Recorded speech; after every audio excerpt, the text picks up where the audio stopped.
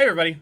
Thanks for bearing with us. We're running into a few technical difficulties. Please let me know. I'm monitoring the chat for just a little bit. Please let me know if you can hear us. If you can't hear us, please tell me within the next, 10 seconds so we can figure out why. But you should be able to hear us. We should be good. Quack, quack, you hear you. Thank you. Thank goodness. Okay, we are running into a little technical difficulty. As you can see, Ian is not visible, but everyone else is. So we will work on getting Ian visible at some point, hopefully during the stream or in a future stream. But yeah, so thanks for coming. We're super excited. Quack, quack. Thanks for coming. Quackity, quack, quack, quack. Okay, sorry. I'm really freaking nervous. So I'm Patrick. As a lot of you probably know, I'm going to be the dungeon master for this campaign. So this is the first episode of Ready to Roll with our first ever campaign, Embers Beneath the Mountains. Sorry, I'm trying to... Okay, hey, Adam, if you can interpret what Erik is talking about, I don't exactly understand. Oh, that's what... Okay, I understand. I can't move that because that... I know what you're talking about. I can't move that because it won't let me move it in... Oh, crap, I clicked the wrong button. I can't move that. I know what you're talking about, but I can't move it. I know what you're talking about. Yes, don't swap Discord channels. So, Adam, if you can monitor what Erik says in the Taylor family Discord channel, as he's being very, very helpful, and I very much appreciate it. But anyway, as I was saying, so today is the first episode of Ready to Roll with our first campaign, Embers Beneath the Mountains. The process to get us here where we are tonight started almost 2.5 months ago with me just casually mentioning to Mike that I wanted to do a D&D live campaign on my Twitch channel. I don't think Mike actually realized the whole eventually part, as I kind of had it as this far off goal that I would reach someday, but he just kept making plans, talking to me about it, and I was like, oh, there's no reason that we can not start this sooner rather than later. And so I owe a lot to Mike for helping us get this started, and I owe a lot to the players for being awesome. And yeah, so perfect. I know how to fix that. I know how to fix this. Okay, my notifications should not be coming through anymore. Thank you, Erik. Sorry, I would kill Discord like you suggested, except Discord's what we're using to do this. Anyway, so to start off, I just want to take a moment to introduce ourselves. So we're going to start with my players, and I'll introduce myself last, since I kind of have. So we'll start with Adam, then we'll go Braden, then we'll go Ian, then we'll go Luke, then we'll go Lydia, then we'll go Mike, just because that's the order you are on my screen. So, take it away, Adam. I'm Adam. I am Patrick's brother, and I will be playing Artyom, the cleric. Hello, everyone. I am Braden. I will be playing Cor Vit, the warlock at your service. Ian. Oh, that's me. Hey, I'm Ian. I haven't. My brain hasn't been as present since the accident that left me faceless. I will be playing Pyotr the Bard. Okay. Hey everyone, my name is Luke, and I will be playing Drith the Druid. I'm Lydia. I will be playing Zhelaniye, the fighter. I'm Kadiock. I will be playing... I'm Michael. I will be playing Kadiock. It's getting way into character already. Can't Yeah, separate the two. They're one and the same. Perfect. Cool. And I'm Patrick. I'm the dungeon master, and story weaver for what we're for this campaign. So just to explain a little bit about the format of the show, Ready to Roll is a live D&D campaign. So we're just gonna be playing the game. I have a very basic outline of what's going to happen, but where we ultimately end up is up to these guys. And it's gonna be every other week. So this week we have a show. We won't have a show next week. Then like that. if you can't watch the whole session, that's perfectly fine, or you've missed part of a session, we do have an official Ready to Roll YouTube channel. You can catch up there with us. That YouTube channel already does have an introductory video with some basic information about the campaign. But yeah, with that, that's pretty much everything I've got prepared. And with that, let's get ready to roll. All right, guys. So we're gonna start. Sorry, one more thing I forgot. I'm not monitoring the chat because I have a lot. My players are going to be monitoring the chat for me, hopefully, as well as my brothers.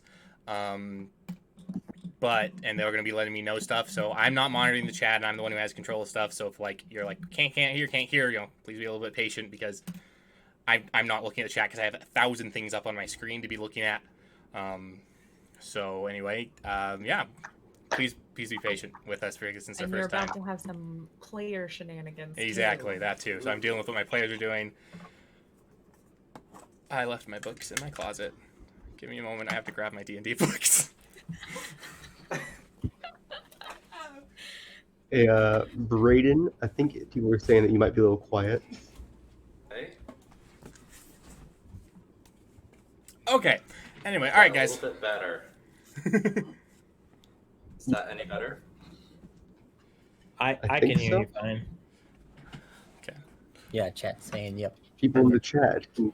Rick chat saying, yep. Okay, great. Chat saying, yep, perfect. Okay, so we're gonna get started.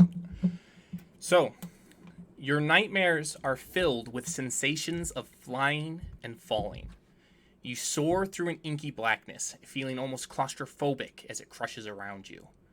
You awaken in a cold sweat, lying on unfamiliar stone ground. You blink, clearing your blurry vision. Slowly standing, you look around, attempting to take stock of your surroundings. You find yourself in a strange cave with stalagmites and stalactites stretching from the floor and roof, reaching for each other. You find yourself shaking your heads, trying to clear your thoughts. The only illumination is an eerie green glow with no apparent source. As you look around, you are left with 4 burning questions. Where are you?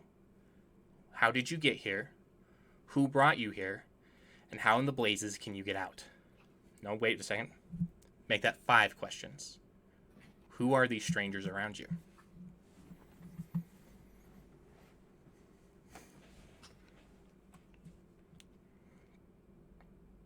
Well, hello everyone. How's it going? Quick question. What orientation are we in? Are we in a circle? Are we just kind of scattered around? You're you're scattered around, kind of in a circle. If you look in with the, the Discord chat at what we're streaming, you're kind of like, that's, the layout you're currently in, like who you're closest to. So kind of like that, I guess more of a circle, less scattered around. But that's who you're close to. Well, I don't know about anyone else, but this is not my goose down pillow and nice, comfortable blanket. That's for A sure. goose down pillow and a comfortable blanket. You sound a little spoiled. Spoiled by nature, that is. I'm wondering how. I'm just looking around. Does there seem to be any exits from this space? Any way? Any tunnels? What do we see besides this room? So you see, and kind of in the far like from your orientation, Cor Vit, you see on your the right hand side, you see a door. Well, you think it looks like a stone door. However, you don't see any hinges on this side of the door, and you don't see any handles. So you don't see it's obviously closed, but you don't see an easy way to open it. That's annoying. Just like all sprawled out on the floor or standing or how's it? You just woke up, so I'd imagine you're all probably asleep on the floor and standing up. Okay. I imagine you don't want to stay on the ground too much with strangers around unless you're really trusting. Yeah, no, I'm definitely okay. like scooting back across the room. I have at least one of my swords out, just kind of like on guard, just like trying to read if there's any interest in killing me from the rest of the group. Doing something similar. He's just backing up until he feels a nice cold stone wall at his back, and just keeping an eye on everyone. He's not gonna address anybody yet, but he's also not going to antagonize anyone either. That's fair. Well, Oh, go for it, Ian. so what do we have with us? Everything you went to sleep with, your basic backpack equipment, you pretty much have. You have what you would have in your inventory as starting as a first level player. Cool. All right. Well, I see that everybody looks a little stressed out, so I'm gonna start playing a song. And don't expect me to actually sing because I don't have that thought up right now. All right. So I the expect you to sing every time. Ian. You chose to play a bard. And play. So next to Cor Vit, and in between Cor Vit and Kadiock at this point, Better. Yeah. Sorry to interrupt you. If you guys, real quick, if y'all could turn on a push to talk, because we're getting reports of some feedback.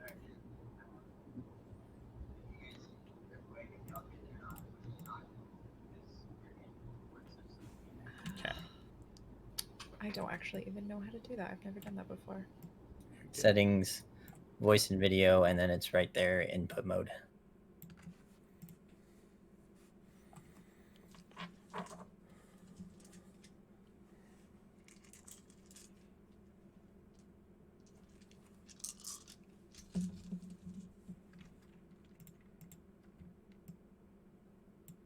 Okay.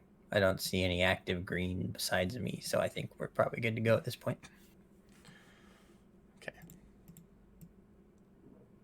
All right. So there was something in between us. Yeah. So you see the you see the green guy in green and yellow pull out a lute and just start strumming. Oddly enough, he starts playing music. Yeah. Cor Vit, I sit up and I stretch. I'm like, well, that's a lovely way to wake up from a nice nap.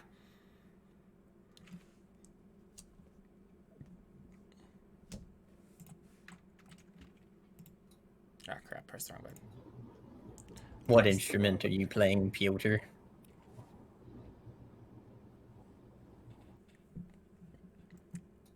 Ian, you're Pyotr.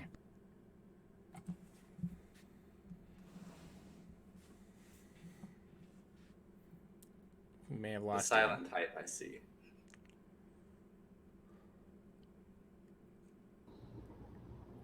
Can we hear Ian or no? I can't. I mean, he's not talking or we can't hear him. Ian, don't forget you should have a push to talk. You on should now, have. so You push push your your button. talks on, so push your button so that way you talk. Okay, sorry guys. I'm just gonna mute myself in between because I couldn't figure out what the push to talk button was. You should be able to set that, but we'll work that out later. Yeah, we'll figure it out. I'll just anyway. Sorry, Artyom. What was your question? Out of character, what instrument are you playing? Oh, I'm playing a lute. Okay. So while this is all going on, so you said that there's one door. Yeah, there's one door. Okay. Can I roll a perception check to see if I can tell where You can if roll. there's air coming from anywhere else, or if that's the only thing. Roll me an investigation check. Okay, let me pull up my character sheet real quick.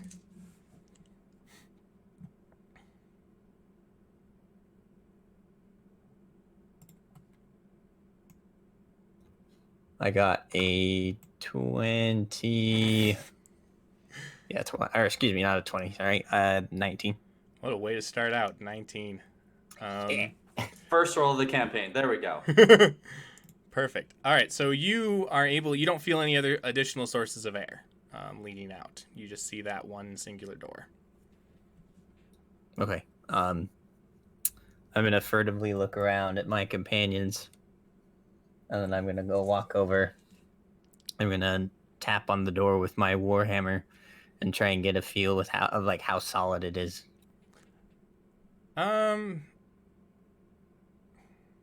Give me a perception check this time.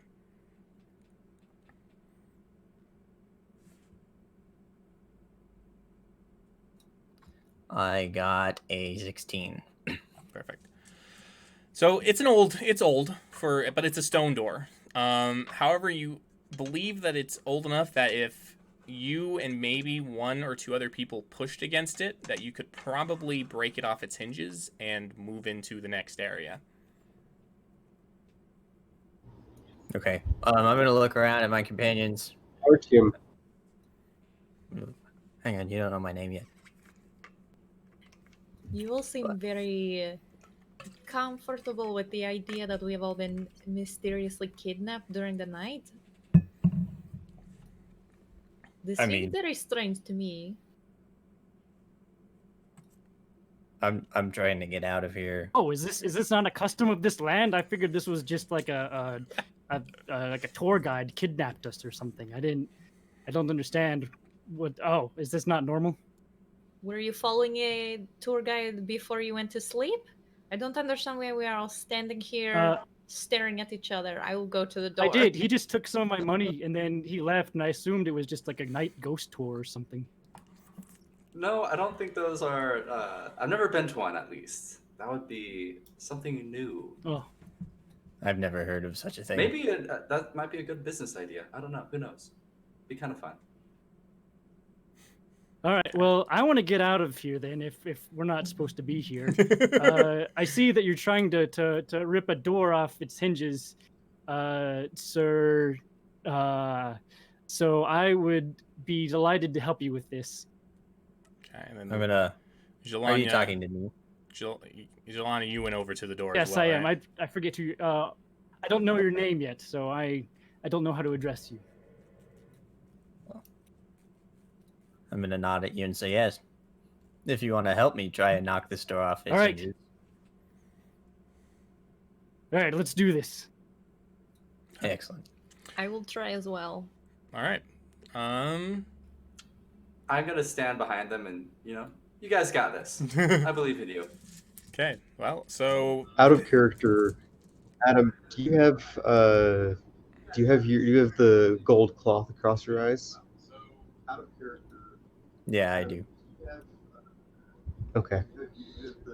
Kadiock is going to be very wary of the apparent blind man that can see with no problem pushing against the door, and everyone else crowding near him at the door, and he's just going to scoot a little bit further away from y'all, waiting for the door to open and see what happens.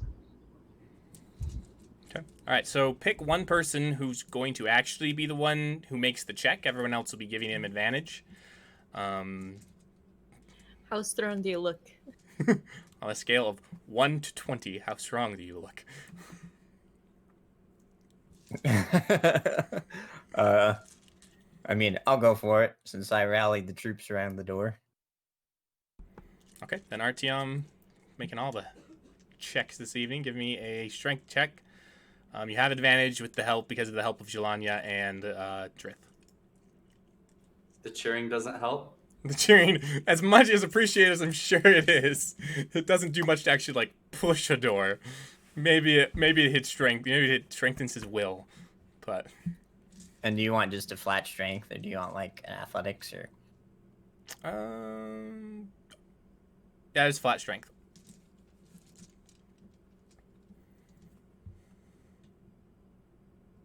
Good thing there's advantage because otherwise it would have been a 2.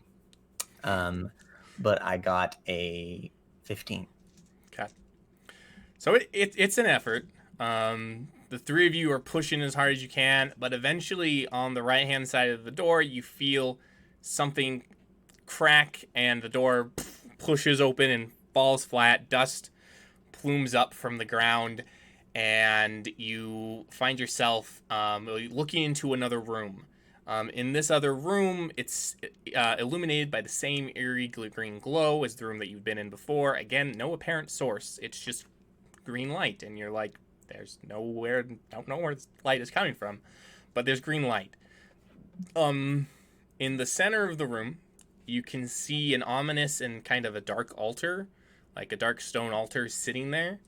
And there's bunches of bones littering the floor, some appearing to form complete skeletons. There's also a singular passage that leads out of that room. I immediately back the heck away. Away from the door. Investigate the altar. Okay. So you approach the altar to investigate it, or are you investigating from afar? I'm going to approach it. Okay. That is a 20, not nat, on an investigate check. Okay. You approach the altar. It looks like it hasn't been used in years. There is signs of blood stains on it, where blood had dripped down. But they're really old at this point. You know, they're more brown than red. But you know, it doesn't look like it's been used. You don't get a particular sense of any evil aura coming from it, but you do know that you do see that it's seen its fair share of sacrifice.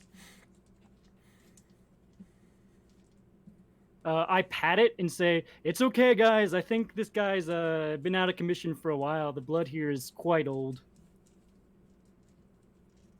Well, you know, blood's never really a good sign, but I guess old is all right. And I kind of wander into the room, but stay away from the big black stone thing in the middle. Understandable. I'm gonna kind of be standing there in the door, and I'm look around, and I'm gonna say, "Can anyone explain to me what are we seeing?" I figured out where the door was from the air, but this feels to be a much bigger room.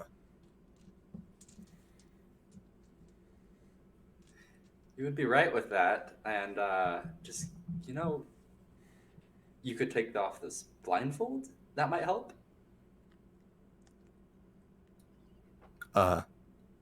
No. All right, then. Yes, bigger room. Big black stone thing in the middle. Blood on it. That's about it. It seems kind of like we are in the cupboard or the refrigerator of this room, and people would come in here to take us out and kill us on the rock. So, not the best room, I'm thinking.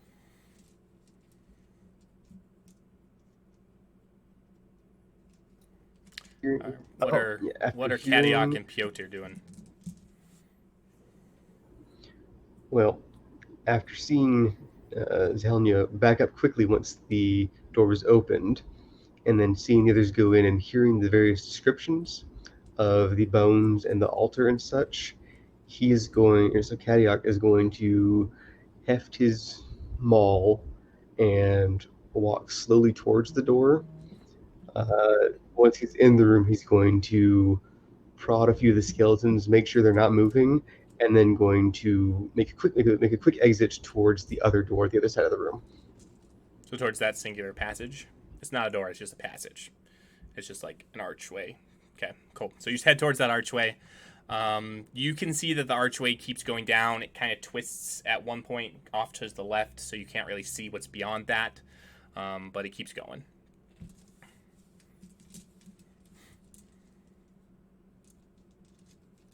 And Pyotr, what are you doing? You will need to unmute yourself.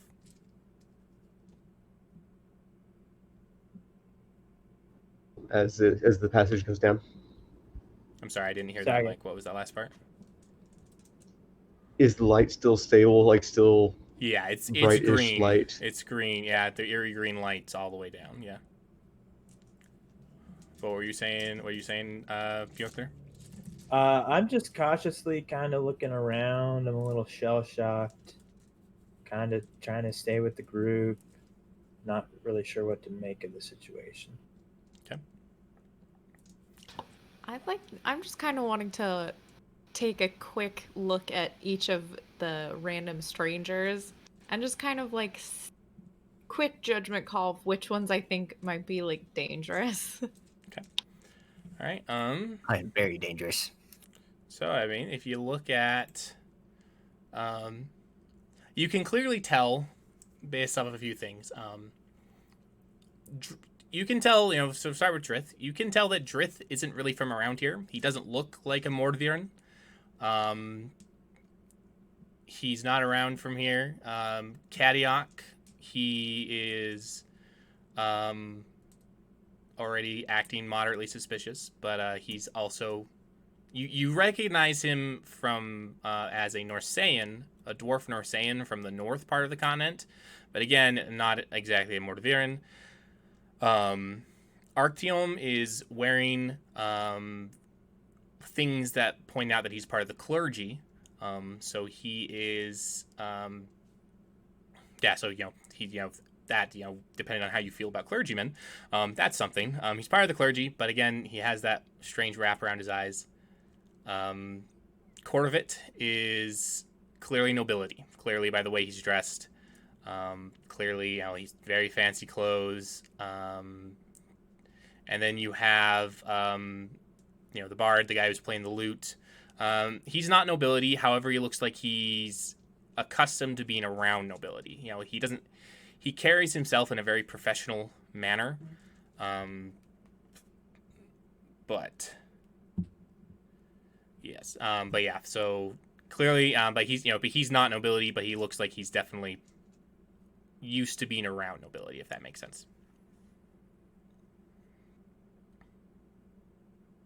Gotcha. Okay. All right. I stay far from everybody. Yeah. So I kind of look around at everyone and I say, so it seems like we're kind of in a situation here, and I don't like it very much, and I am trying to understand people, and I think that none of you like it either. So we probably need to all work together if we want to be out of here. So maybe we should at least introduce ourselves, and that way we can work together better in case I kick a skull and I say in case any of these things come to life or whatever else.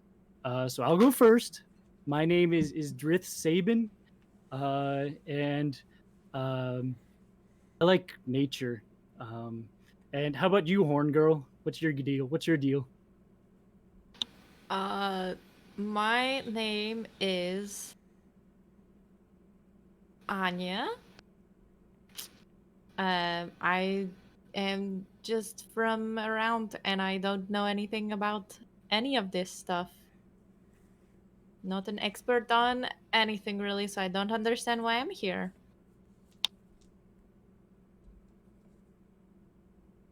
I agree that working together would be a good idea to get us out of here, though. I'm gonna kind of cautiously step forward, walking towards the voices, and somehow mysteriously not step on any bones in the process. Say, I'm Artyom. The only way I survived on the streets was by trusting those I didn't know if I could trust. So... Oh, so you're a pro at this. This is great. And Dwarf Man, what's your deal? I like your hammer.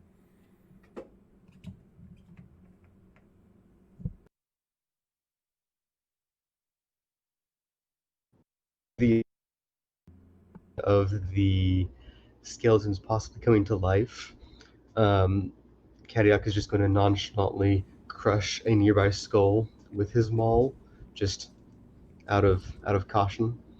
But after hearing some of the introductions, I am Kadiock, wanderer of the Urodine Path, and I want out of here as much as possible, so yes, no skeletons would be great, and let's move along.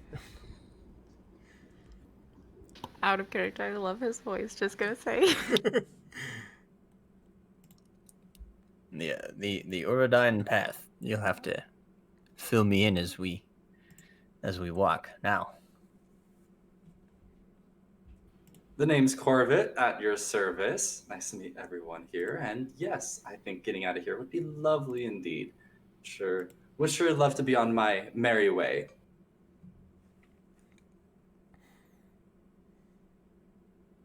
And you, singer man, what about you?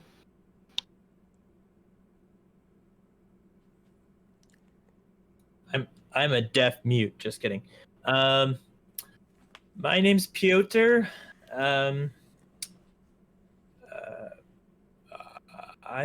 It's really hard to formulate thoughts right now. This is all very traumatizing.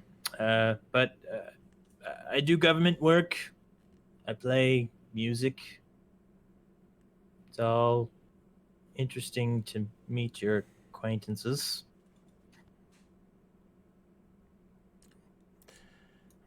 Very well. Now that we all know each other's names, I'm gonna gruffly start walking off and then stop and look around and just kind of try to appear a little bit less confident and say, I don't know where I'm going. Where's the exit? I start walking towards the exit, and along the way, I'm like, along this way, good man, and kind of put my arm around Artyom's shoulder, if he'll let me. I put my arm around him, like, this way, and just kind of just stride forward confidently. Like, I don't really care what's going on. I would like lead away awkwardly, but permit you to lead me. Okay, so I'm gonna pass by Kadiock as I follow, and I just kind of say, these people are very carefree. It make me a little suspicious. You seem suspicious like me, so maybe we don't kill each other, okay? Okay. At least not until we're out of here. Then we can figure out who you are and who I am, and we'll see if we need to kill each other then. Gotcha. And I'll follow behind the other two. Okay. All right, so I'm working under the assumption that Drith and Pyotr are going to follow as well. Yeah, Drith follows Okay. right away. Perfect. So you make No, your way. Drith is gonna sacrifice Pyotr right then and there on the altar. And that's the plot twist, guys. And the Time for campaign. Ian to Just roll a kidding. new character. Anyway, so you make your way through the passage. It twists and turns. The eerie green glow still emanates no matter where you are for some reason. And again, no apparent source. You're not sure why it's there. But you make your way out, and you make your way through, and eventually you do see some light coming up ahead that's not green light. It looks like sunlight. However, very dim sunlight. And you exit the cave. Didn't take very long. Took to get out of the cave, and you find yourselves in the dim light of the sunset. There's a kind of a body of water that's sitting in front of you. And across the body of water, you see what looks to be a very young village girl. She has a clay container, and she's bent over, and she's using it to scoop up, water. She has, as the custom, she has a kind of she has a scarf that red in color for her that's pulled up over her head, wrapped around her, kind of like a shawl hood. And she looks up and she spots you, and then she goes back down to what she's doing, and then she looks up again and drops her water container and kind of lets out this little shriek, like, oh my gosh! And the container falls to the ground, and it shatters, water splashes everywhere, and she's just kind of like paralyzed there in fear as she watches you come out of this cave. Looking back at the entrance of the cave looks very very ominous. It looks, due to the way that stalactites and stalagmites form, it almost looks like kind of like a mouth to a degree. And yeah, so there's this village girl in front of you, utterly terrified, as 6 random people have just come out of this cave. Make using the dwarven stone cunning, can I make an intelligent history check about the cave, see if it was man-made or if it was just, Go for it. naturally formed, like the mouth. Yeah, go for it.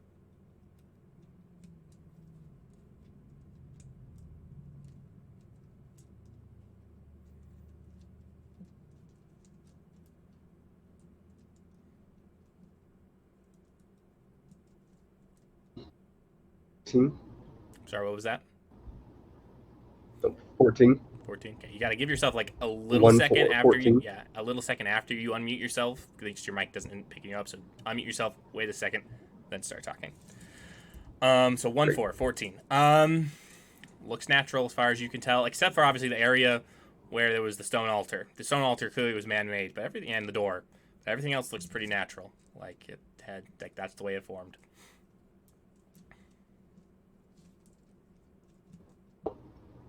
Kadiock, being a Norsean, knows the value of a clay pot, so he's going to very cautiously grab one of his and set it down in the ground in front of him, back up a little bit. Do I you apologize for have startling a you. kind of a giant clay pot on you? Oh, a big Yeah, clay like pot. she's Okay, using never this to carry water somewhere, so it's not like a tiny little, you know, it's a big Fair. clay pot. Probably a clay jug would probably have been a better description, but You just carry spares in your back pocket. big clay. Yeah. You know. Just, Grecian urns, nothing big.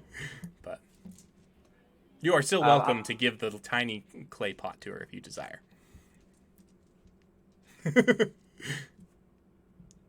I go step a little closer to the village girl, and it's like, it's okay. We're just travelers, and we don't know how we got here. Can you help us out? So she kind of looks at you, and seeing Cor Vit, she relaxes a little bit because she looks right at Cor Vit's eyes and notices Cor Vit's golden eyes, you know, that very unusual color, and she goes, You are dragon touched? Yes, I am. Oh, I apologize.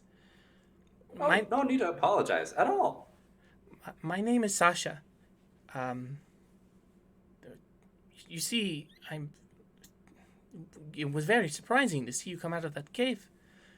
Nothing has gone into that cave for centuries. At least, and nothing has ever come out. At least until now. Do you know what that cave is? And where are we, by the way, Sasha? That cave is called the Mouth of Morphis.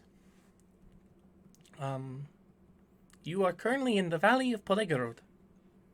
And so she goes and she reaches into a pouch and she pulls out a little map. Zoom out program, zoom out program, zoom out program. Okay, and if you look in the Discord, you can see the map. She points, the clear, obvious cave. She points to where the cave is, saying that that's where you are. The nearest village is the village of Polegorod. It's here. She points to it, to the north, west of your current position. Yeah. Oh, thank you. This is amazing. And as soon as I hear the word, you said Morphis, right? Morphis. As soon as I hear that name and where we're at, I immediately, for a second, just completely go stone faced. So just get like furrowed, like this little anger in my eyes, and then come right out of it. And again, speaking to Sasha, thank you so much. And just reach into my bag and pull out a gold coin and just toss it to her. Thank you so much. This is. Do you mind if we? No, I don't need that. Please, keep your money. I don't need your money. No, I insist. You've helped us out greatly. Okay. She reaches down, picks up the coin. It almost looks like she doesn't exactly know what to do with it. Like, so she just sticks it in back into her little pouch. Here, keep this map. you need it more than I do. I live here. I know where I'm going. Awesome. Thank you, Sasha. Are you going to head to the village? I look around at everyone else. Just shrug.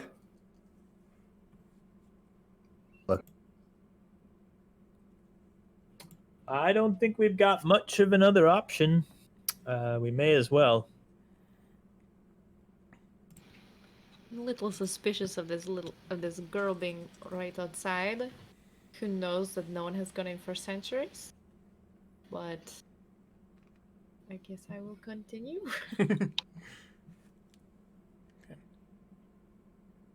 Well, Yeah, I'll make an insight check on the little girl. How old is she? Or how old is she? she's a young woman, so she's up to her probably waist? yeah, she's a young woman. Did I say little girl? I meant to say young woman. If I said little girl, that was a misnomer on my part. I apologize. A young village girl, which I could. She's a young woman, so she's probably, you're guessing, late teens to early 20s, probably in that range. I got a nat 20 on the insight. Cool, you got a nat 20 on the insight. Great way to start off your first check of the game, of the campaign. You're looking at the map. You don't exactly see any particular reason to be suspicious. This is obviously, one of the, well, I guess, one of the closer water sources, other than the river.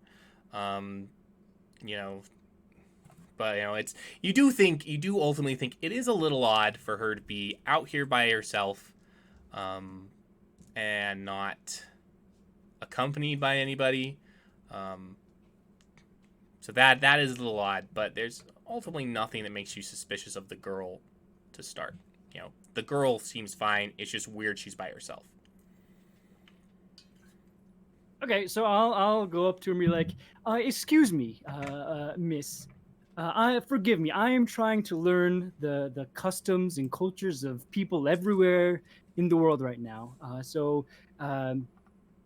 I just want to know a bit more about you in this village, and it strikes me that this is a cave that you have insinuated is quite deadly or it has a really bad reputation. So do you feel comfortable coming here to get water alone?" Yes, there's nothing that's been coming in or out of cave for centuries, so we're not afraid of the mouth of Morpheus. But I don't live too far from here. I have my home is not too far. So I'm not concerned. I live by myself for my whole life. I'm not particularly worried. I can take care of myself, trust me. Okay. Yeah, thank you very much for the information. Is there anything we should know about the village? I mean, you said you live by yourself. Yeah, is there a reason you're not living with the village? My family has never lived in the village. We've lived here for many generations. I go to the village every once in a while, but I don't live in the village. And what would you say is the best way for an outsider to get on their good side, if you know what I mean? You have things to trade? Only the gift of knowledge. Well, then I wish you the best of luck. Oh, rats. Okay. I think she's Well, saying thank you, little knowledge girl. is not worth much. And how far is it to the village? Based on the map, you'd guess it probably would take you maybe an hour at most to get up there. It's not, the valley clearly, isn't very big. So yeah, you'd probably guess maybe an hour at most. Probably a little bit faster if you power walked. But Well, everyone ready to go that way, or maybe find some answers? To the village. On we go. Sounds better. He's gonna than mumble nothing. about. Kadiock's gonna be mumbling to himself, just loud enough for others to hear it about Mornviren trusting and villages and strange customs of settling near cursed places, but he's going to follow along behind. I'm gonna look at Kadiock and say, I'm blind, not deaf. The world is so ancient at this point, you cannot live anywhere that is not cursed. I'm just going to say that. That's a very good point.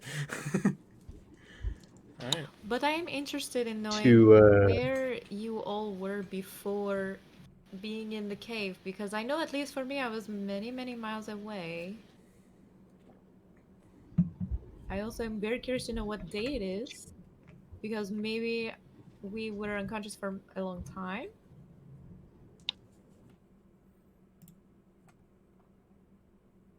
Is Sasha still there? Oh, Sasha's Yeah, I gone. was just You gonna actually have just Nick. You were so busy talking to each other. Sasha's gone, and you looking around. You can't tell where she went. She didn't leave any like visible traces. Like, she's gone. She's been probably gone for like a good 20-30 seconds at this point. I hope I didn't give some gold to a ghost. That'd be just awkward. Or a witch, or the person who kidnapped all of us and put us in the cave.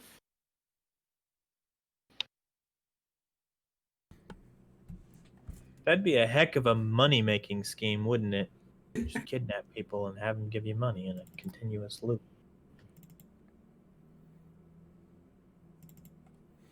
All right. Okay. So the consensus. To Go, Mike.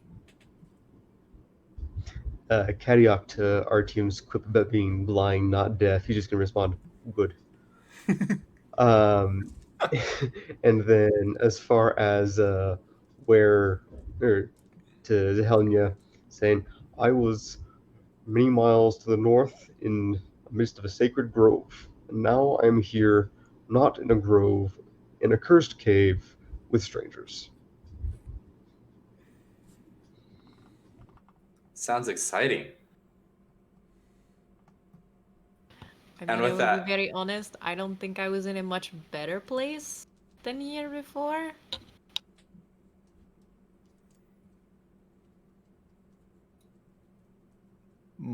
The mouth of Morpheus. How far is that from the capital? From Astrana? Does anybody know? I've never left the city. Can I roll for that one? You don't need to I roll might for that. know. You're very aware. You don't need to roll for that. All right. Hundreds of miles. So where exactly, like? Okay, let me pull up the world map and I'll show you where the Valley of Thank you. Pelagodorod is. Love it. I've been Second. quiet for the last like 5 minutes because I was like looking for it and I got it No, up on my phone. I- Now I'm just like, that's far. Yeah, the Valley of Pelagodorod. If I zoom in. So, for orientation's sake, that's Ostrava. That's the capital city. That's where Artyom just was. That's Ostrava. This is the Valley of Pelagodorod. The nearest major city is Berelgrad. But this is the Valley of Pelagodorod. I'll zoom back out so you can get the picture. Ostrava. There. And Pelagodorod. Unmarked. I realized I should have marked it. That's my bad. But yeah, that's where the Valley of Pelagodorod is. So yeah, you're a few hundred miles away from Ostrava. I refuse to give an exact distance because then you'll hold it to me later and it'll bite me in the butt.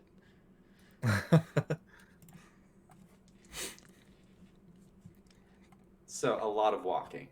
A lot of walking. I don't recall doing that much walking. I had nightmares. And then next thing I knew, I was in a cave and all of a sudden there were all of your voices. What happened to you? And I just vaguely gesture.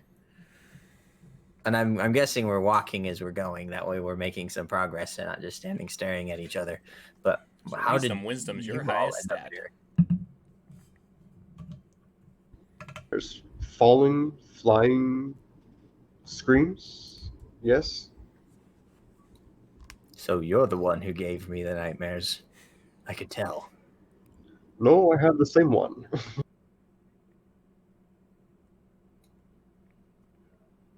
That's strange. Yeah, I was just in Strava looking for my dad, and yeah, I was very comfortable with my goose down pillow and blanket, and I woke up and I was not in my goose down pillow and blanket. You sure seem to like, the goose down pillow. I have a question. And blanket. Do you normally sleep in your pillow? Sleep one in got- my pillow. You What kind of said a you were- madman are you? I thought you were blind, not stupid. You I said am that you were blind, no not stupid. longer in your pillow and blanket. I don't know. I'm just checking. Oh, and you have People turned do the things tables different. on me. All right. No. How the turns. So have yes, looking for tabled. my father in the city. And Pyotr, we're still waiting for your And responses to then where in a you cave. were.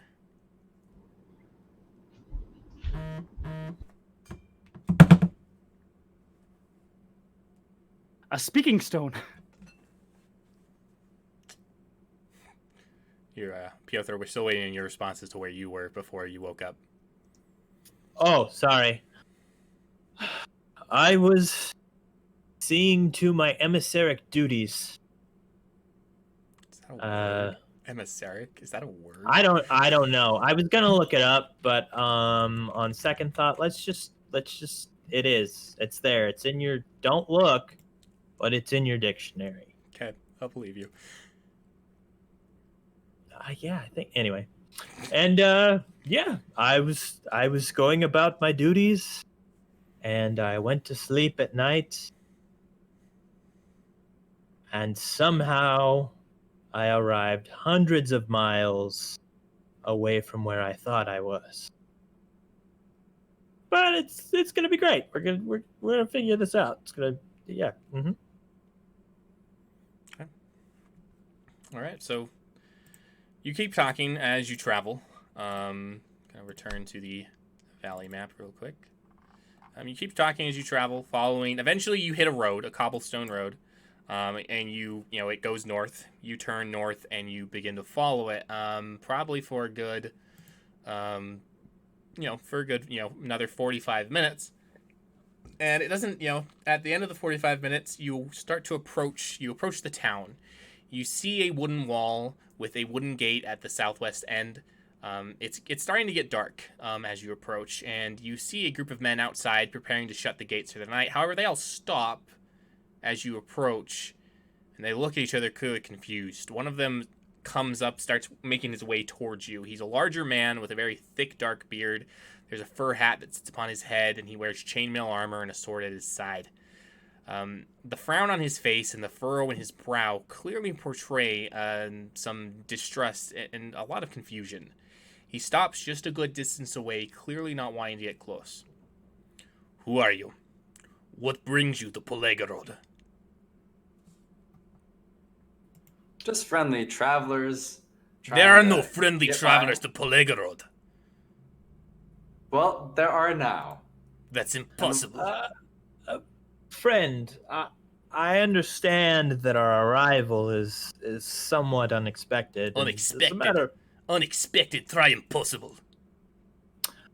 clearly not impossible, I would point out. But to be fair, we're not sure how we got here either. We are on a journey to figure that out, if you will. How did you get here? That's the funny thing. See, we woke up in walked. that cave. Did I? Was Cave. It? Oh yeah, What that cave? too. Yeah, we walked. The I can't pronounce it. Somebody pretend I do. That one, the one Yep. that had the bear in it last winter. The I'm one gonna you kinda- guys don't like. I'm gonna look at Pyotr and just kind of like shake my head just a little bit, and just be like, maybe you Drith- should shut up a little bit. Drith openly face palms. You see, no, it is impossible. You should not be here. Why is that impossible? There has been Why no are we not one who running has come back? to the Valley of Pelegorod in 3 years. 3 years ago. He motions around, and as he's motioning around, like almost like on command, you start seeing like fog start rolling in. This dragon-cursed fog and the dragon-cursed swamps appeared. Anyone who's tried to leave has never been heard from again, and no one has entered the valley. I've had men stationed at the entrance to the north and the south of the valley since this fog appeared, and no one has gotten in. Now, again I ask you, who are you, and what are you doing here? Tourism. Perhaps I can try again. You're welcome to, but if I don't like your answer, he pats his sword and kind of leaves it at that.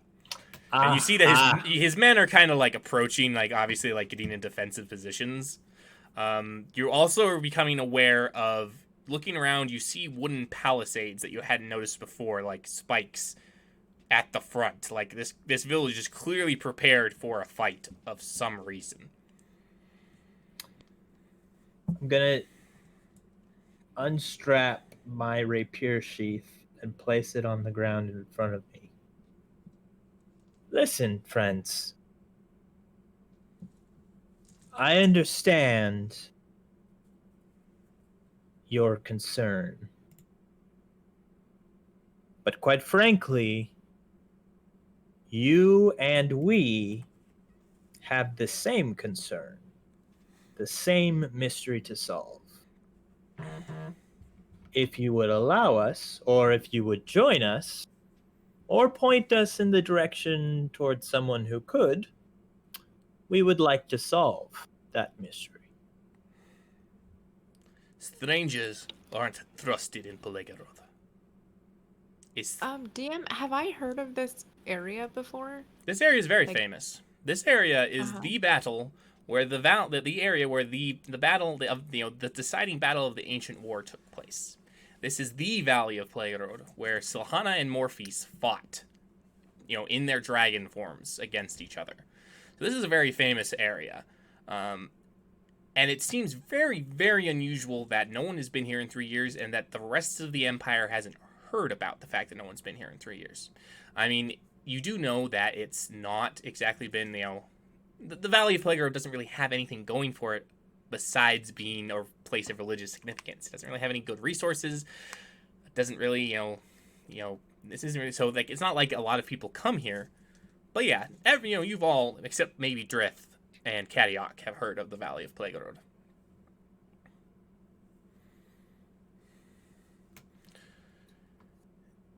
Strangers, I repeat, are not trusted in Pelegorod. Especially strangers that appear out of nowhere. Go ahead, Artyom. I'm gonna reach in my pocket and say, "Do you speak gold?" Listen, we just want a place to stay. It's been a long, hard journey. I can't see. They had to guide me through the swamps. I tripped. I got stung by a bee. So I ask you, with my last coin, do you speak gold? Gold. Yes, Mr. Guard, we have come here on a religious pilgrimage. All 6 of us. We had to pay a lot of money to some very super powerful religious people so that they could create a little teeny hole in the fogs to get us through so that we could make a pilgrimage to the place where the great Zhelaniye succeeded in her victory, and we want to pray there and cry.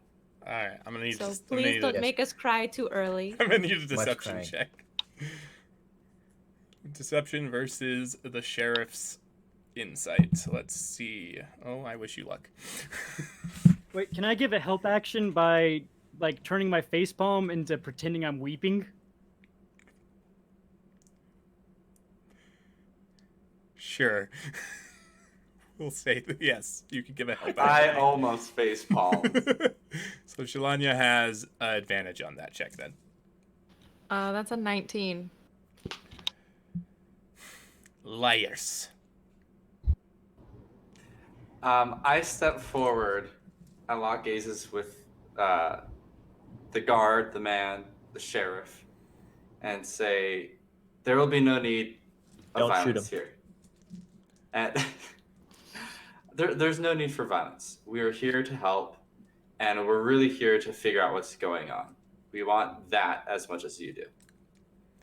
So as you're saying that, you see that the guards kind of look behind you and I'll start like backing up.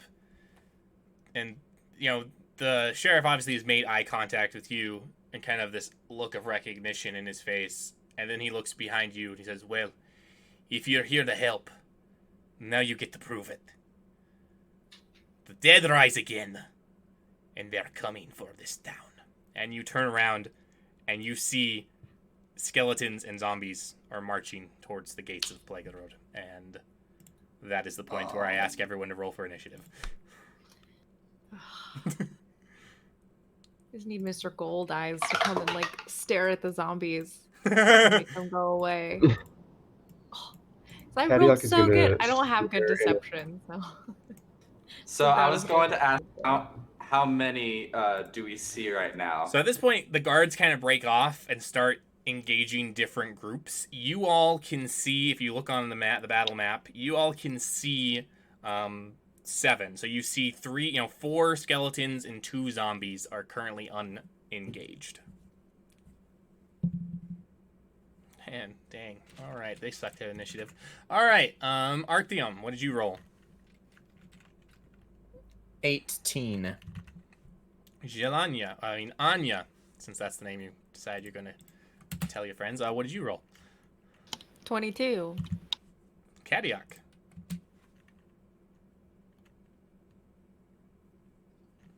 Kadiock.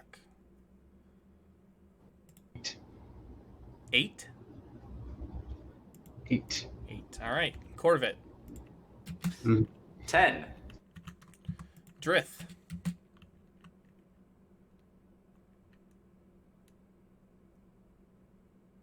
Drith. 16. 16. Pyotr. 22. Okay. Anya or Pyotr, who wants to go first? Ladies first. All right. All right. So Manners. the initiative order is Zhela, and then after Zhela will be Pyotr. After Pyotr will be Artyom. After Artyom will be Drith. After Drith is Cor Vit. After Cor Vit is Kadiock. After Kadiock will then be the enemies, because your DM sucks at rolling. So on Zhelaniye, you are on deck. You are up with Pyotr on deck.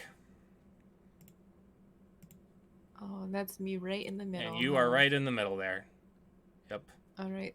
So those 4 lighter ones are like skellies, yeah? Correct. Okay. I'm gonna go run over to the one on like that topmost one. So like if I'm facing them, like the. So like right Wait, here? is that me? You're moving, think it's Pyotr. me. Sorry, I moved the wrong one. Apologies. This one? Yes. Is that where you want to I'm stand? going to- Yeah. Okay, cool. I don't want to get near the other one. 'Kay. I'm gonna go take a couple of swipes at his knees. All right. You're using 2 swords, right? Yeah. I just got a natural 20. All right. Da-da-da-da. Roll. We're rolling good so Yeah, far. You're rolling great. Roll double your max dice. Okay. That's 2d6. So that's 10 slashing damage. Okay. All right. Skeleton Okay. is still up. All right, then I'm gonna use my second scimitar and hit it again. That's a 9. To hit, that will not hit. Yeah. So All right. I think that's gonna be it for me. All right. Pyotr, you are up with Artyom on deck. You're this back one right here, Ian. Dope. Thanks for the pointing out. You're welcome. Vicious Mockery isn't going to do much on them, is it? They are immune to they're- Vicious Mockery. Yeah, I figured. Cool. Thanks. Well, I guess I'll rapier them. So you're going to pick your rapier off the ground that you put on the ground, right? Yep. Step one, I guess. Okay, so that's your action. All right. Are you going to move closer, or are you going to stay where you're at? Oh, yeah. I am going to move. How far away am I? You're 1, 2, 3, 4 spaces. Oh, wait. There's actually a grid. There is actually a grid, yes. I'm going to move forward to the... Who is in front of me? Yeah, kind of there, basically, actually, in the middle. Okay. I'm going to kind of move up with them. Okay, so that's where you're going to end your turn? Yeah. All right. Artyom, you are up with Drith on deck. Okay. Okay. Close my distance so I'm right next to Anya. It's right here? No, down underneath where I'm next to the Right there. monster. No, to the right one. That one. Okay. Yeah, there we go. And then I'm going to cast Word of Radiance. I utter the divine word, and burning of radiance erupts from me. Each creature of your choice that I can see within range must succeed on a Constitution saving throw or take 1d6 radiant damage. The range is 5 feet. Wait, each creature that you can see within range of 5 feet of you. Yeah. Okay. And so, really, the only one is the one right in front of me that's Okay. within range. Cool. So And it must be a 14. Must beat a 14. Come on. Skeleton. No. Son of a gun. All right, it failed. Okay, so I rolled a 5. For damage? So it takes, yeah, and it's radiant damage, so it takes more than 5. Not in this world.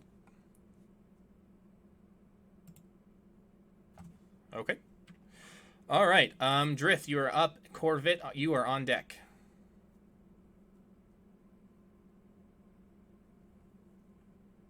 All right, so I'm going to move towards the zombies a few squares, A few squares, 2 or 3. and then I'm going to cast Produce Flame at the... 2 is going to be... I'll do 3. Isn't that Ian that you moved? And then I'll cast Produce Flame, Yep, so I'm you're going to make right. a ranged spell attack.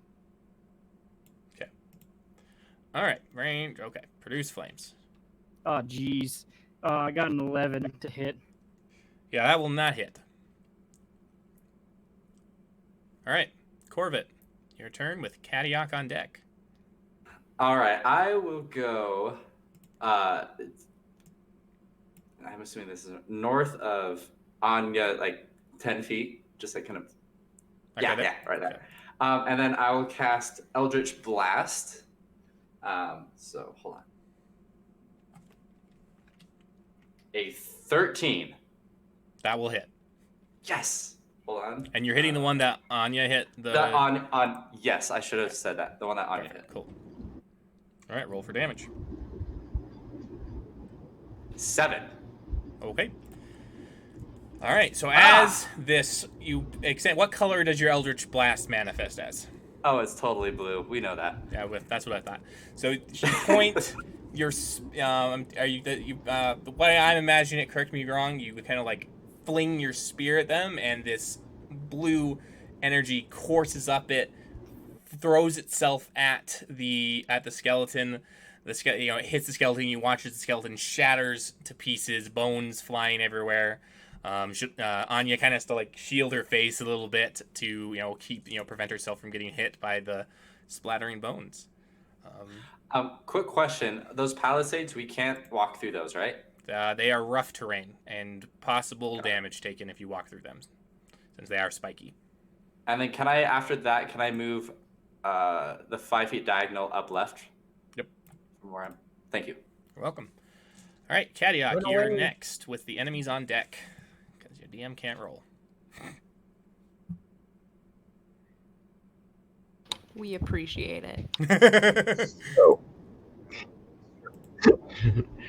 So, seeing the various skeletons and zombies and undeadies, he is going to enter into his battle trance, which for any other barbarian would be a rage, but because of the way that Kadiock has become a barbarian, it is a battle trance.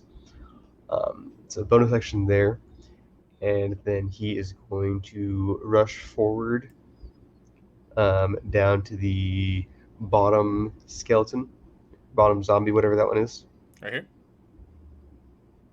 Yes. Okay, that's a skeleton. And he is going to whack him with his maul. Okay. Great. He's going to Roll whack to him with hit. his maul. That will be a... What's my modifier? Don't know his stuff by heart yet. My character sheet just died. That'll be a 17. That will hit. Great. So that is 2d6 damage. That will be a 11 plus 2, so that's 13 damage. All right. Skeleton bones, the thing about bones, is they're very brittle. And as you swing your maul, just same effect. These skeletons, just break through, crack, break the rib cage, crack them, and skeleton's gone. However, the skeletons are now, lethargically moving to take action, and the zombies as well. So the skeleton next to Artyom is going to swing with his short sword, try to hit Artyom. Does a How rude. 15 hit you?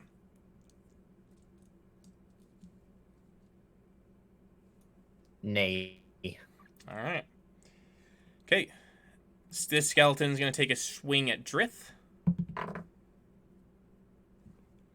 Does a 12 hit you, Drith? It does not hit me. Great. Fantastic. All right. This zombie's going to move up into this square right here. And this zombie's going to take an attack at Zhelaniye. Does a 15 hit you, Zhelaniye? I believe not. No, it does not. Son of a gun. All right. This zombie's going to We move up. appreciate it. This zombie's going to move here and attack Drith. Yeah, nat 20 hits your Drith. Sorry. So Drith is hit for 7 points of damage.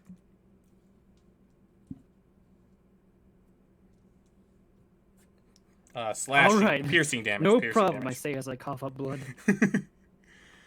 All right. Ooh. Oh, no, wait. I looked at the wrong stat. That was a zombie that attacked you, not a skeleton. My bad. Let me go look at the skeleton stat. The zombie stat. Let's see if you're more dead or less dead. More dead or less dead?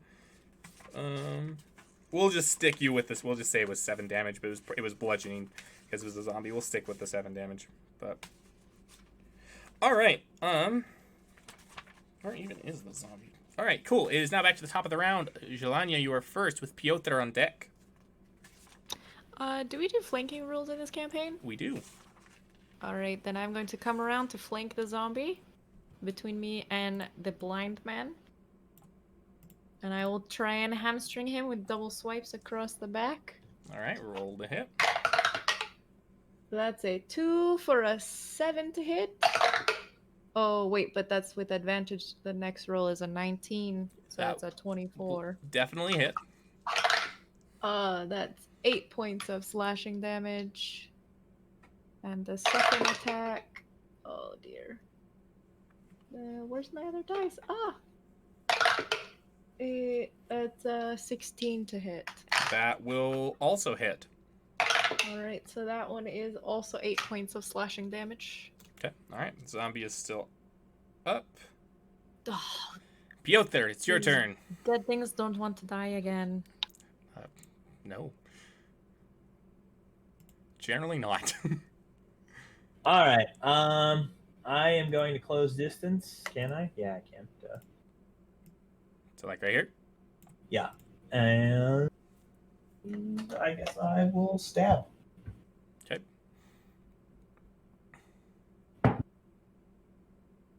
Well, good news. Probably didn't hit.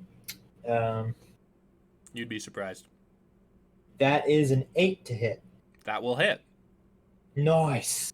What? Holy smokes. Zombies are slow. Zombies are slow. They don't have a high AC. They just have high other things Okay. that make them annoying. 6 damage. All right. Artyom, it is your turn with Drith on deck. I'm gonna look, and for anybody who isn't so intent on battling that they notice, and I'm gonna look at all three around me, and under my breath, I'm gonna say, "Now this is a fight," and I'm going to cast Word of Radiance on all three that are within 5 feet of me. This big explosion of light flashes out from me, and they have to beat a 14 on their Constitution saving throw. Okay, Zombie 1 fails. Skeleton fails. And Zombie 2 succeeds. Okay, so the 2 failures take 5 damage. Alright, that zombie's gone. And that skeleton People is still keep up. taking my kills. Keep stealing my kill. Okay. That only counts as 1.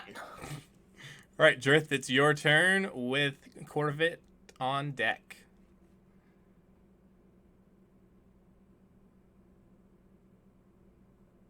Alrighty, so I'm just gonna straight up, let's see, Thunder Wave would probably be really bad. It'd hit Morales at this point, I swear. So I'm just gonna go for another Produce Flame to the zombie directly to the next to me. Okay.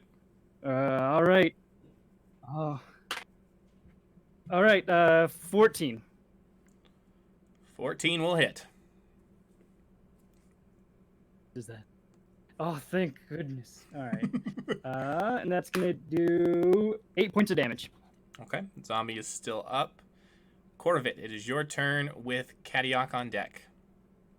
All right, so seeing all of my fellow companions. Wait, and can I also, can I also You're good. retreat? If you want to provoke attack of opportunity, you So can. I'm just gonna try to get as far away from the zombie as I can. Okay, so you take a step back, and shit. as you take a step Okay, back, never mind You then. positive? Okay, I was like, are you positive? Okay, all right, we'll leave you there for now. All right, Cor Vit.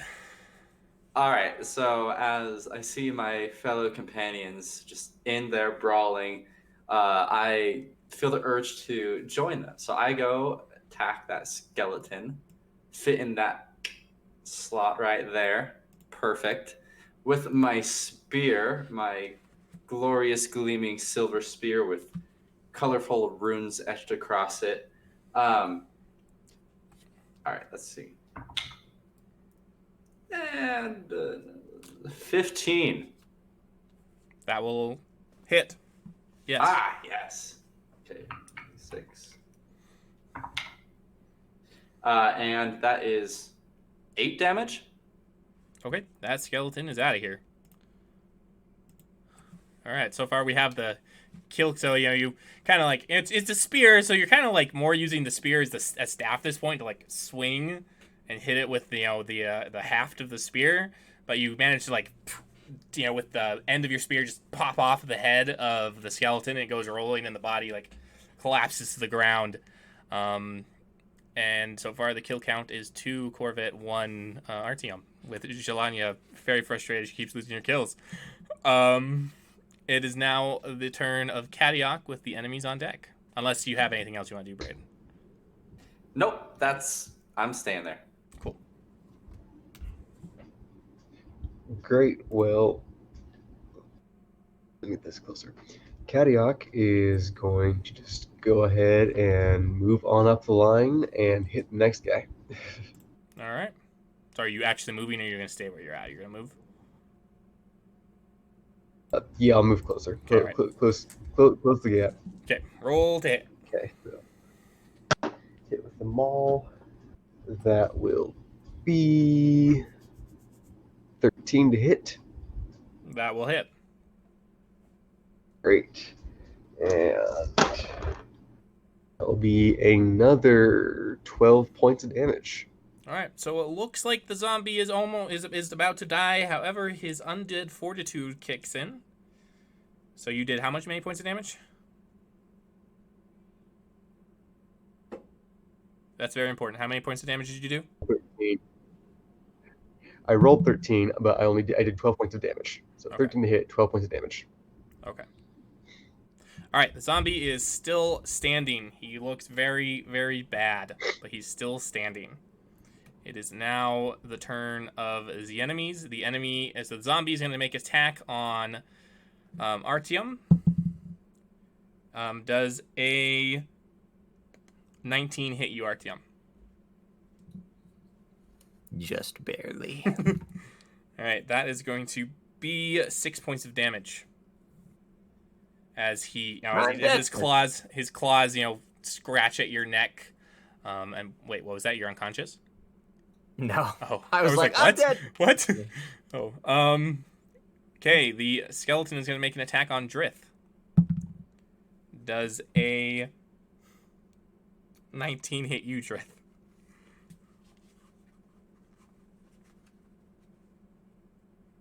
Yes, it does, and I am down.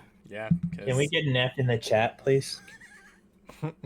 It's going to be because that's going to be 4 points of slashing damage to Drith. So Drith is down. You watch as the skeleton, takes a slash, and Drith, as he passes out from his wounds. The problem with level 1 players. So passes out of his wounds. It is now back to the top of the round with Zhelaniye, with Pyotr on deck. All right, I'm going to go down to flank the remaining skeleton with the short man. And I'm going to do one attack on this one, and then we'll see. Oh, dear. That's a dirty 20 to hit. That will hit. 6 points of slashing damage. Perfect. Is it still up? It is down. Tell me how you did it. Oh, I just want to take my sword right up through and split the spine. Oof. So all the spinal pieces just break in half. Ow. It's not a show for kids, guys. I like the way you think. And the zombie is still there, yeah? The zombie is still there, so you can make your second attack. I have one more attack on this one. That's a 10. Thank That will goodness hit the it's a zombie. That's 4 points of slashing damage. All right. The undead fortitude hits again, and the zombie is still up. Dang it. Pyotr, it is your turn with Artyom on deck. Well, I'm a bit unaccustomed to all of this, violencing and whatnot. So I'm going to disengage. And then I am going to cast Bardic Inspiration.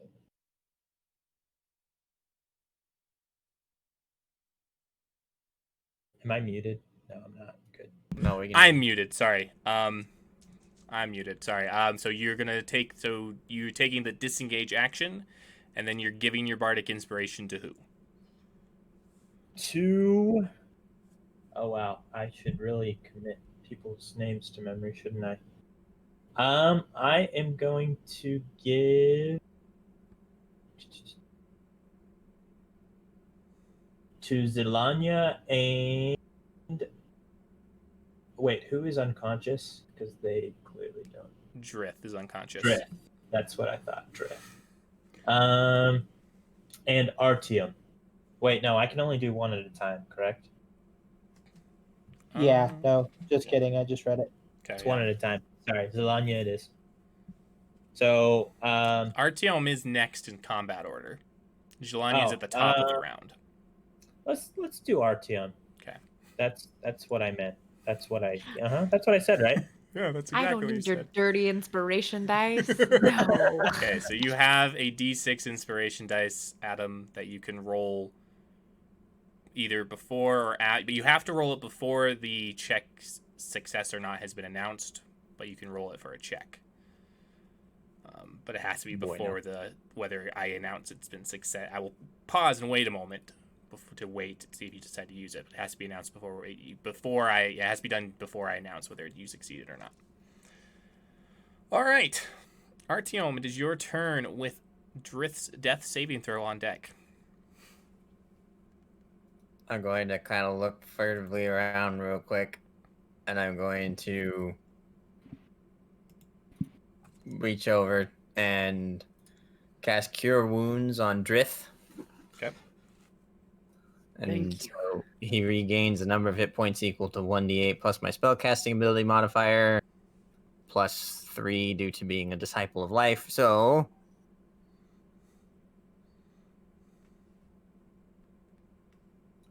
he gets 14. All right, you were almost doubled your maximum number of hit points. Not really. You obviously go up to full, but a little overkill. But that's okay. It's what Disciples of Life do. This gigantic glowing ball just comes out of my hand, and I say, "You'll make it, my friend." All right. Drith's eyes flutter Thank open. you, blind sir. I'm sorry I insulted your intelligence earlier. Clearly made the best choice. Should have let you die. All right, Drith, it is your turn with Cor Vit on deck. All right. Let's switch it up a little. So I'm gonna attack the nearby zombie with my scimitar.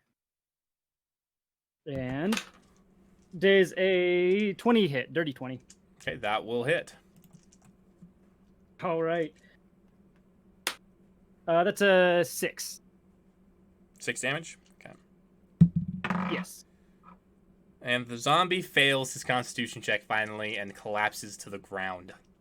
There we go. Okay. All right. So once the battle has subsided, you see the sheriff return his blade to its sheath.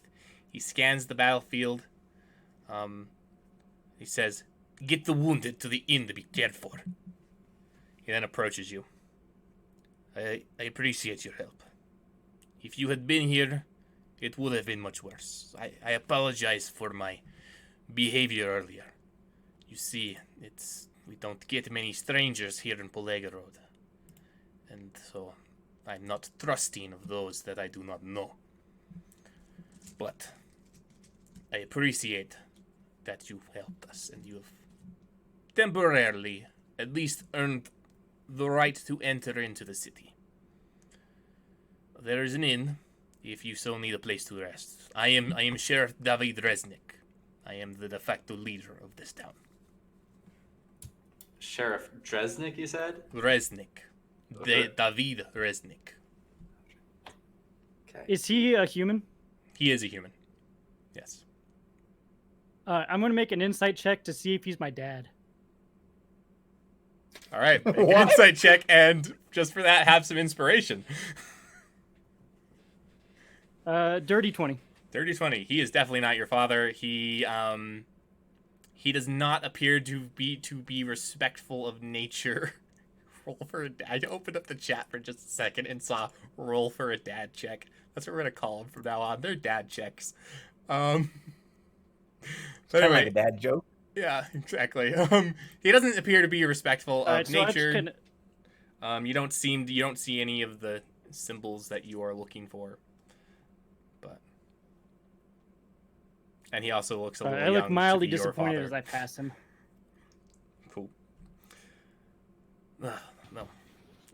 I'm gonna ask David, how often do the dead come to attack you? Once every few nights.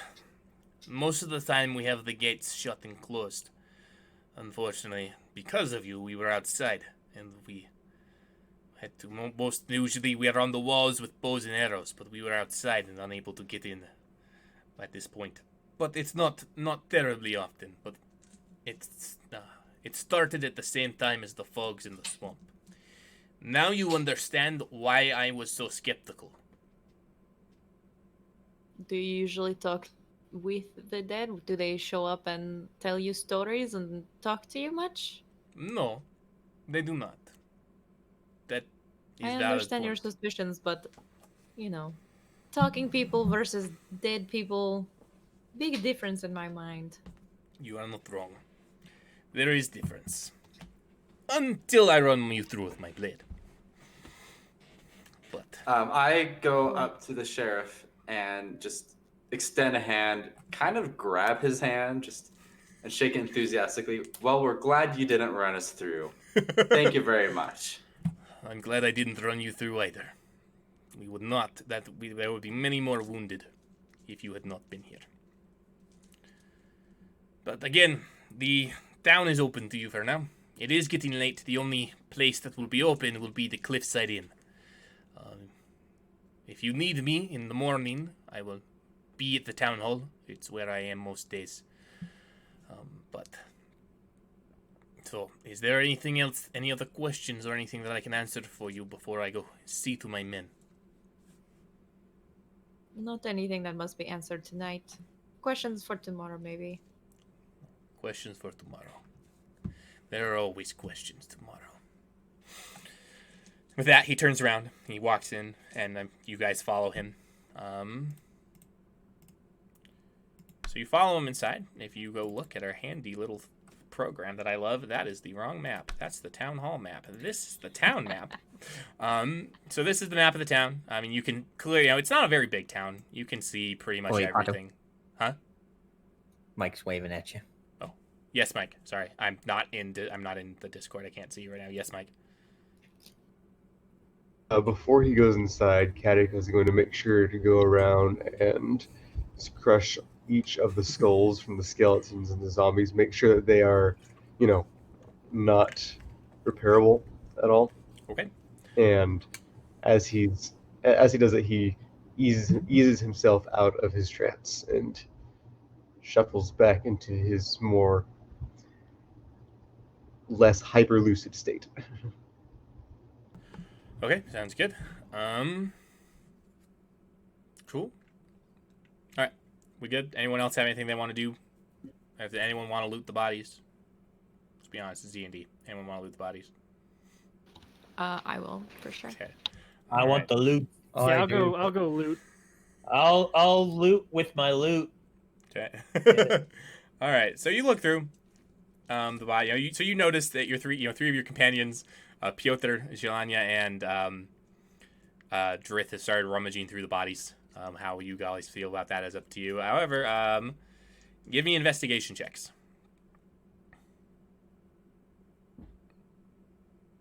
Natural one. 13. 13. Okay, so Drith, you find Working. 30 silver pieces. Yeah. And Zhelaniye, you find a little... You're not exactly sure what it is. You think it probably was part of, like, a larger thing at one point, but, like, a little, like, metal buckle that you're fairly certain the buckle's actually made out of silver. Despite the fact that it's really rusty. But you're positive that that buckle is made out of silver. Silver would be tarnished. That's true. Silver would be tarnished. And Pyotr, what'd you roll for your investigation check? 14. 14. You also find 40 pieces of silver. Nice. I want to point out that these are some really, really rich dead things. I was just thinking that. Holy smokes, these zombies were rich men. It's a conglomerate of all the zombies, including the zombies that the guards killed. Oh, okay. Okay, not just That's a the lot of zombies. 7 things that you dealt with. But all right, so you enter into the town. You see the map there. There's a guard who gives you directions to the Cliffside Inn. Do you want to head directly there? What time Yeah. of day is it? It's dark. It's pretty much, it's nighttime at this point.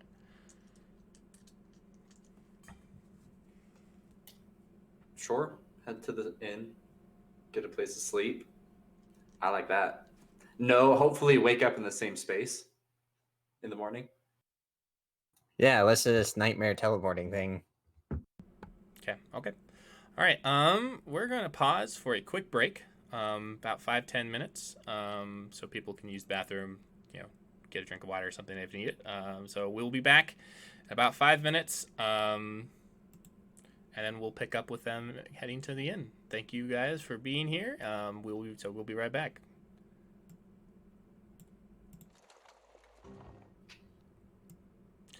All right, everybody, we're back. Thank you for sticking around. Cool. So one thing we decided we wanted to do while we were on break real quick is we're actually going to go around and have everyone give a physical description. I know we posted those pictures earlier. They're probably a bit small, probably a bit difficult to see. So we're going to start with Artyom. If you want to go ahead, we'll go just because it's how you appear on my screen. Artyom, Cor Vit, Pyotr, Drith, Zhelaniye, and then Kadiock. So Artyom, if you're first. He can't describe himself.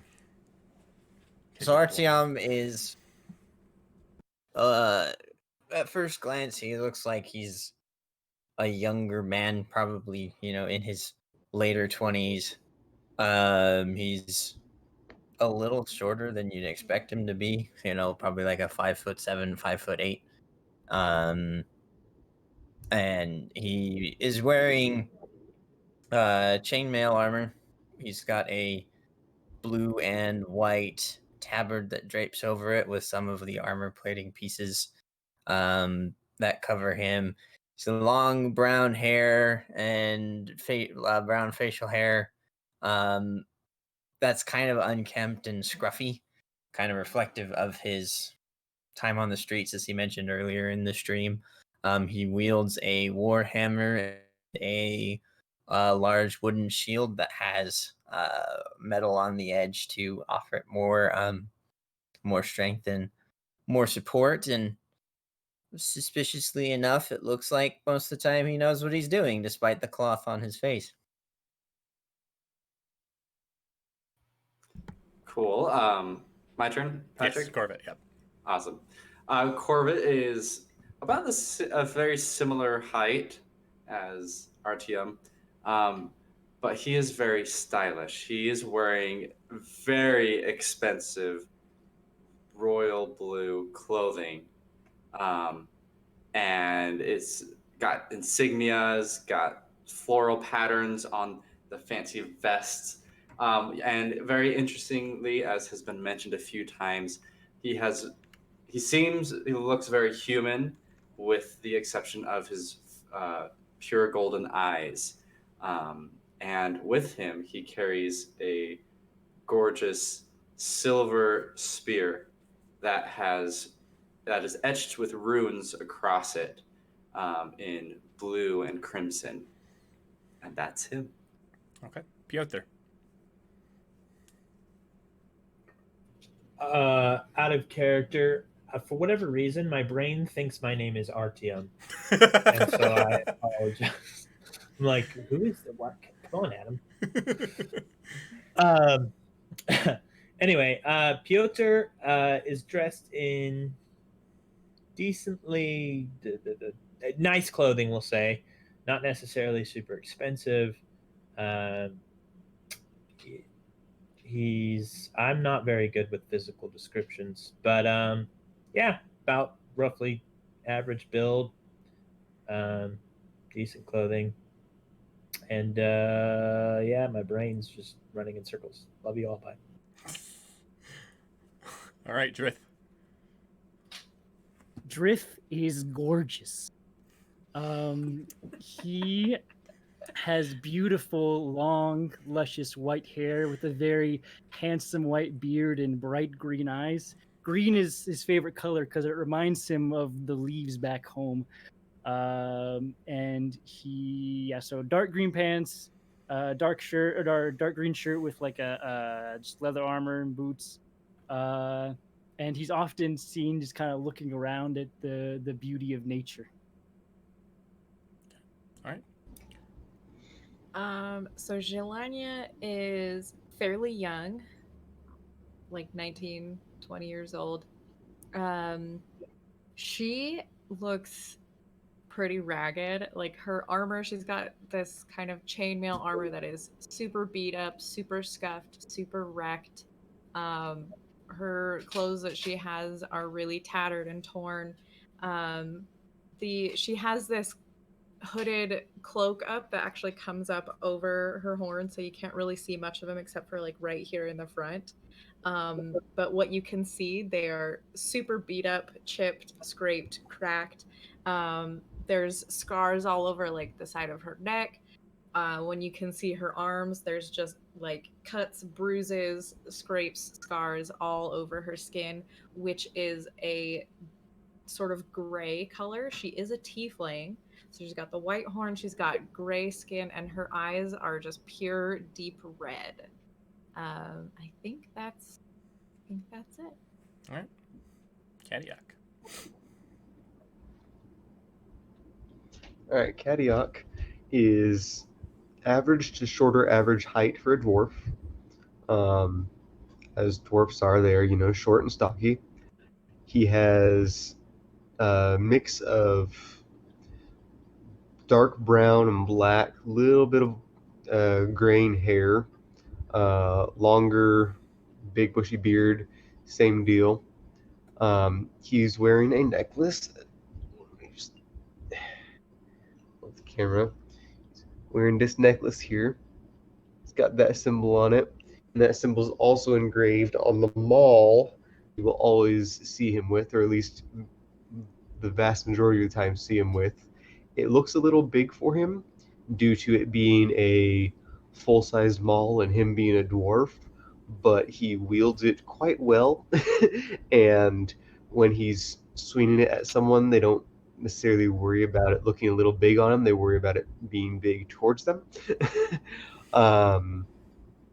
And he is very much the what people would think of as a Norsean tribesman, just because he is wearing very functional clothes, lots of darker browns, quite a bit of fur on fur lined. He's got a cape as well, just nice, or not a cape, or a cloak, nice winter cloak, again fur lined, very functional, and it's a northern tribesman is his big deal.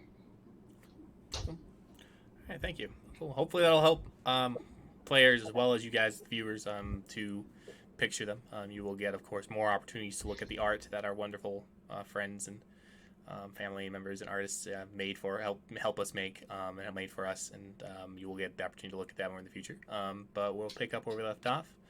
Our 6 unlikely companions cautiously making their way towards the inn. As they're making their way towards the inn, Cor Vit, you are accosted by this old man. This old man kind of comes out of this side street and just like stumbles into you, and he grabs onto you. He's wearing a nightgown, slippers, and an old tattered, like, if you've ever seen like what's that called? Christmas Carol, like whatever, like Scrooge is wearing. He grabs you. Have you seen my daughter? Please, my daughter, have you seen her? Sir, what's her name? Like, what's she look like? My daughter, she's my daughter. Have you seen? He doesn't actually seem to be all there. He's just seen there shouting, Oh, my daughter, have you seen? He lets go of Cor Vit, and he walks over towards Kadiock, and he bends down and puts his hands on Kadiock's shoulders. Have you seen my daughter? As he's doing this, he's going around. There's this young woman that comes from where he came from. She's looking around frantically. She spots the old man. She goes, Poppy, and she rushes over to his side, and she takes the shawl off her neck. It looks like she got up in the middle of like trying to go to sleep, and she puts her shawl around the old man's shoulders, and she looks at you and says, I apologize if he gave you any trouble. I have a question. I may have an answer. Are you the daughter he's looking for? Oh, I thought you were asking out of character. That was in character. I apologize. No, I am not who he's asking for. I'm his daughter-in-law, Olya Yakovlev. This is Arseny Yakovlev, my father-in-law. The daughter that he's been looking for some reason I didn't type her. I have her name written elsewhere, just not in this exact place I'm looking. Give me a second. Because Is it Sasha? it is. Yeah, that's what I was thinking. Sasha, no. It is. I was wondering. No, that was the wrong button. All right, they hit her name. Her name is, her name is Vasilisa. She's been missing for 10 years. He's very old, and sometimes he doesn't, remember that she's gone. I apologize again. I'm sorry that if he gave you any trouble. Cor Vit is seen, straightening his clothes and brushing, small speckles of dirt that probably only he can see off of it. Straightens up but says, no trouble at all. What happened? Do you mind telling us? She went out in the woods one day to gather some mushrooms and never came back. It was before I lived here. My parents were merchants that came in here, and I met his son. I met his son. Excuse me. I met his son Matvey, and I stayed. But it was it's been about 10 years since she left. I never met her. I don't know what she looked, and I've only seen artist portrayals of her, but she's. I lean over to Kadiock and I say, she probably was eaten by a bear. Little girls in the woods is not a safe place. Oh. More likely a wolf than a bear. I was trying to be like a little, like lowering my voice a little bit, like mostly just to Kadiock. Okay. I will pretend that she did not hear that. But so she says, I don't recognize you. Are you new? How did you get here? That is an excellent question that we're trying to figure out as well. Can I ask you a question? So I understand that your beautiful town here doesn't get a lot of visitors. So why do you have an inn? And how does it stay in business? Well, I mean, at this point, the inn serves off their reserves, and we kind of have a free barter system around, giving what people need. But the old men need somewhere to go to drink, and so they go to the inn. Not many people frequent it. But Miss Furlock, This economy. Miss Furlock, the woman who runs it, never appears to run out of ale. So they will go and they will drink. Great. If we go, there will be nothing but old men. Wonderful. My favorite. But I must get my father-in-law home. I'm sorry again. I apologize, but perhaps I'll see you around. One more question. Yes. Where would one go to gather mushrooms? Somewhere in the forest. I'm not exactly certain. Does she look like the kind of person who spends time outside of I guess outside in general? Not really. You can tell by their clothes that they're more worn, probably because they haven't gotten any new clothes in like 3 years. But these people are probably on the upper rich part of town. They're probably some of the richest people in this town based upon their clothes. They probably don't actually spend much time out of the city gates, if at all. So do they smell clean then? They don't stink? Yes, they smell clean. As clean as someone in a medieval fantasy European-based society can smell. I'm gonna nod slowly and very well. Can you point a blind man in the direction of the inn? Well, can you rotate me in the direction of the inn, I guess I should say? So she comes and puts a hand on her shoulder and kind of pushes you. It's just down the road. I'm sure your friends will be able to get you there. I'm going to look very clearly, stare into her eyes for a second, and then smile and nod and say, very well. So she takes her father-in-law, goes back down. You continue down the road. Doesn't take very long at all. You find the inn. Cor Vit is helping Artyom along the way. Okay. Got his arm around his shoulder again. Cool. Alrighty. So you approach the inn. You enter inside. There's a map up to give you kind of a general gist of what it looks like. So you see, it's pretty empty.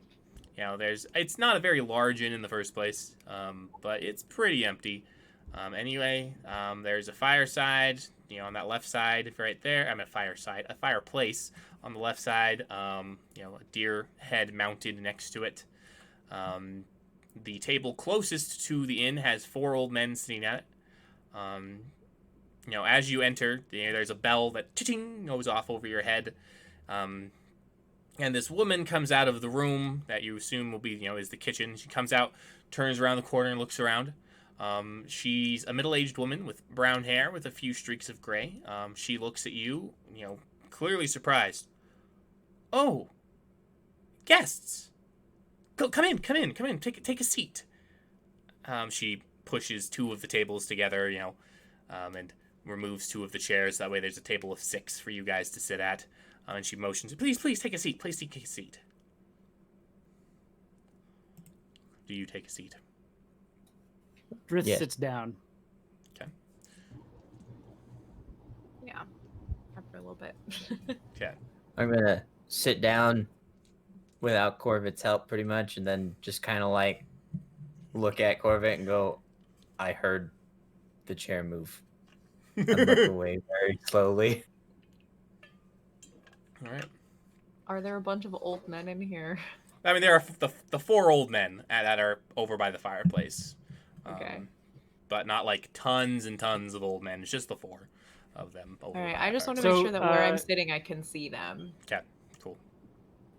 So Drith, like, kind of leans back in his chair a bit and then shouts to the old men. He's like, "You who are close to death, what do you recommend here?" They all kind of turn to look at you. The ale's good. The garlic souffle. Innkeeper, I shall have an fine. ale. She said, okay, of course. Before we do that, we do, you know, offer, you know, the place to stay if you need it. It is going to be 1 gold to stay here for a week. It comes with room and board and your meals provided every day. If you know, just 1 gold each, and you'll all have a. I will keep the men will be in there. You know, I have room prepared for the men, and I can have the lovely lady a room to herself, if she so would desire. She, you know. Do you happen to have an extra room on top of that? Would you like a private room, sir? Yes, please. And that would be 1 gold. That 1 gold and 50 silver for the week. All right. Okay. That'll do. You can tell as she's talking, she's not a native of Mordver. She's clearly from not around here. Her accent is not Mordviran. Her manner of dress really isn't like. I mean, it looks, medieval European, just not from the area that you guys are in. She looks at you. Like, would you like to pay now, or should I get your payment after I bring your food? Maybe we will talk about how long we'll need the rooms. A week is a very long time. Well, I I mean, don't know if we will be staying that long. that's fair. That's understandable. I'll be back with your food. The special tonight is a garlic soup. I can bring ales. We have some vodka. We have some mead, if you so Do desire. you have any white wine? We lost someone. We lost Braden. Braden's No, back. we lost Adam. I think I'm here still. We Oh, we lost, lost like, Adam. everyone. We lost Adam. Adam's back now. We lost Stitch. However, you were all okay. Cool. We're good. Fixed it. Everyone's back. Anyway, so yeah, I can procure some. I have. It's from my own special stash, but I think I like you, so I'll get it. I'll get it for you. And she walks off and towards the kitchen. Big smile with the tiefling fangs. So she walks off to the kitchen. and you. Sorry, she walks off to the kitchen. Do you guys want to talk about anything amongst each other? You know, whilst you are waiting the arrival of your food. So how are we gonna Find split up rooms? I don't have that much money on me. You see, I pat my very thin pockets. Yeah, for a place with no business, it's very expensive. A knew gold that was for a coming. week? It's like 1 gold for a week. For a What's that person. week? That's not that bad. I look at Cor Vit and I say, "Can you cover me this time, and I'll take the next time." Cor Next Vit, time, what is this like a date? I don't. well, it seems like No, because we're if it was a date, stuck he with would each surely other. pay. Well, I don't know if we need an entire week. My thought is that we might depart in the morning and try to leave. I don't want to stay here forever. This is not where I want to live. Well, there's something suspicious here. And let's be fair, we don't even know if we can get out. Well, if we can't, then we can always return. We can get a room for a week. But why drop the gold when we could just leave tomorrow? Or we could leave now. Well, it's dark now, and there are skeletons in the mist. You want all the lovely undead friends to follow us?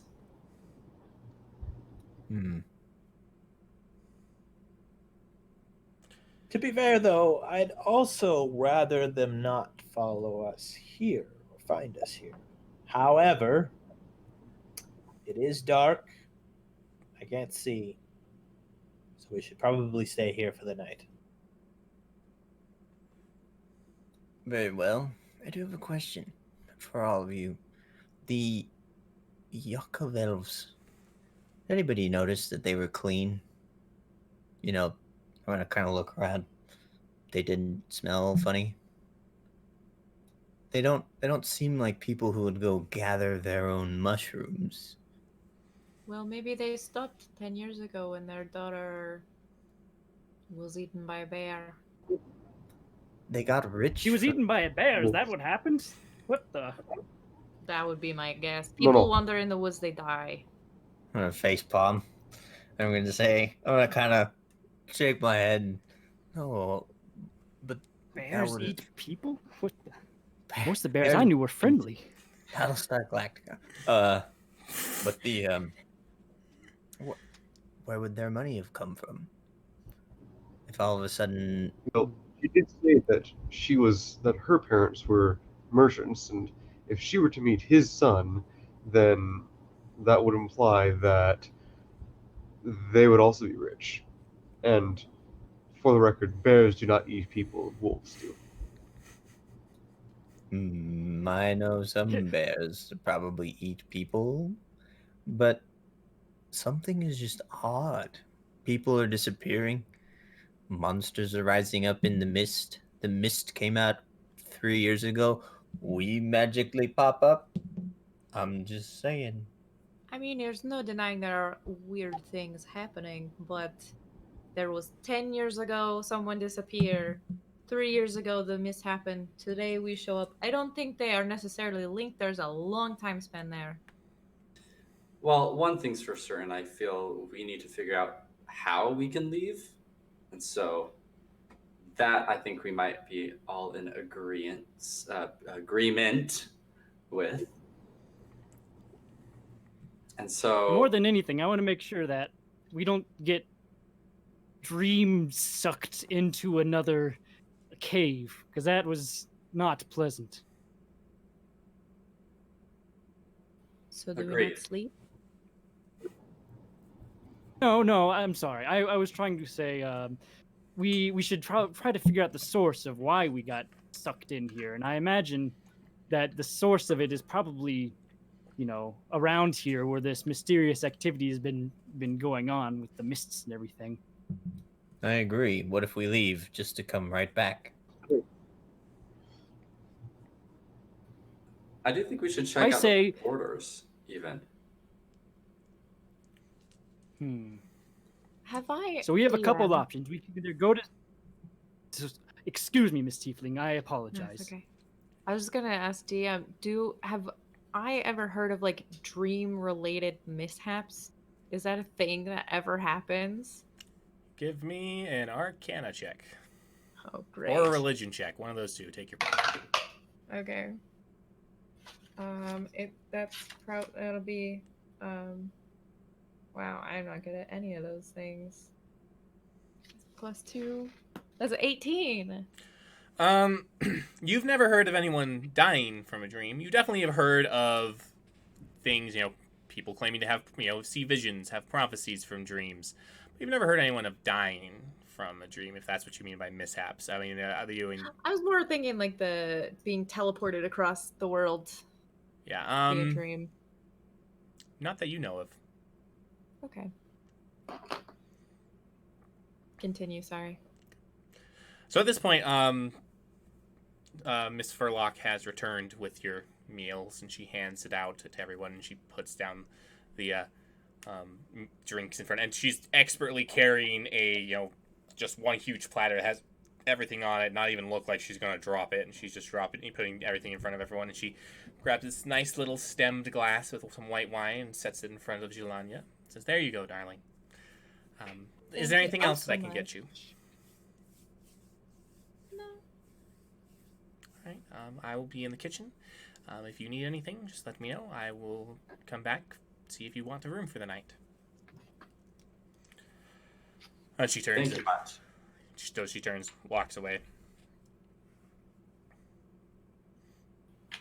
Well, I do think we should maybe go talk to the sheriff and figure out whoever kind of runs the place, figure out what's happened and what it means that you can't leave. Because I'm curious if you can just walk. Do you teleport back into the cave that we woke up in, or what? Well, he said no one ever came back, right? Anybody who left never returned. So maybe they did leave and they just don't come back. Maybe it's very they were easy just, to leave, but not very easy to I don't get want to here. go back to the town. I don't want to go back to the town where there's mists of zombies that kill people. I would understand that logic.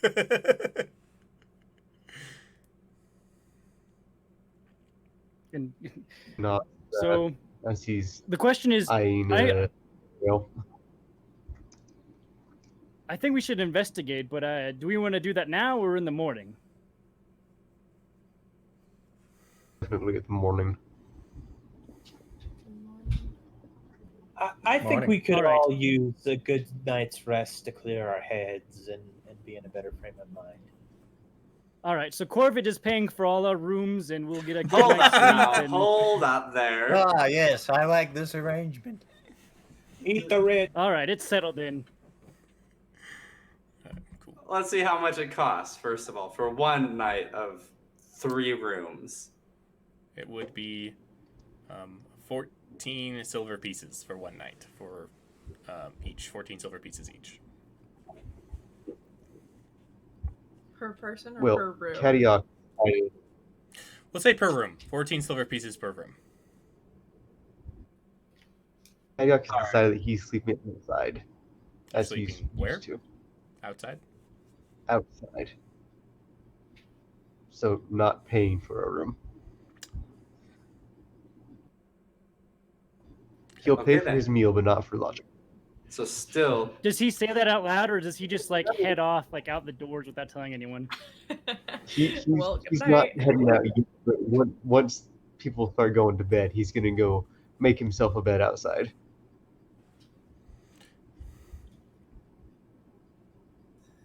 one room for all of us. You want to pay? I guess 3 rooms for all of us. Hold up. Hold up. Slumber party. No. I call over the innkeeper and give her whatever money she needs for the night. Sure, this night's on me. Next time, Drith, it's on you. All right. Hey, sounds good to me. Okay, so since Zhelaniye but, is going to have a room to herself, she does discount it to be only 35 silver Drith pieces.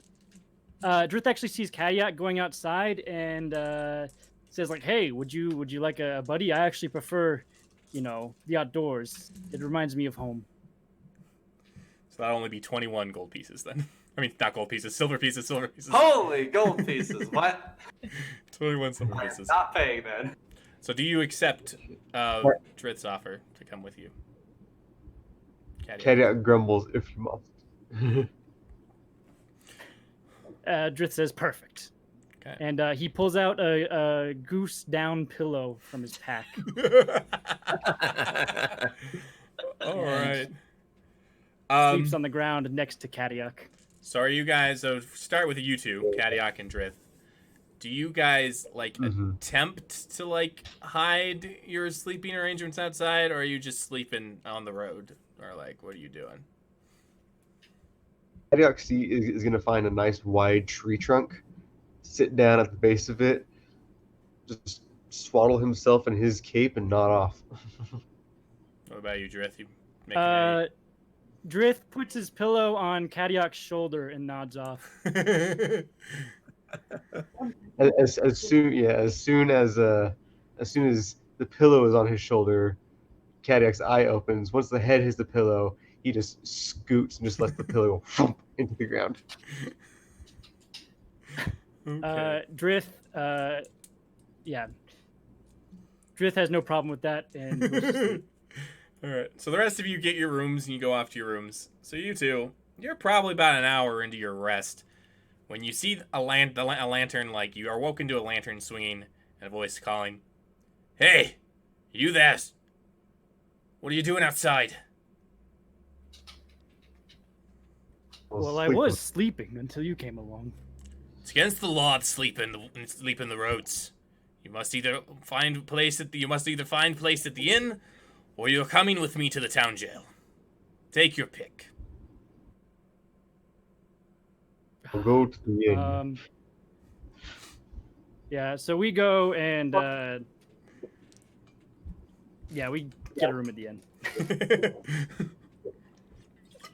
So as Kadiock's you guys, still not going to pay. Kadiock is just going to pull a chair up to the fire and just sit next to the fire with his cape, and if the innkeeper requires he have something to eat or drink in order to be in the common room, he'll just have a tankard that he'll nurse throughout the night. Okay. All right, so you can cough up 14 silver for a room. Drith. Yeah, Drith is really lost in this one. At least he got a room to himself.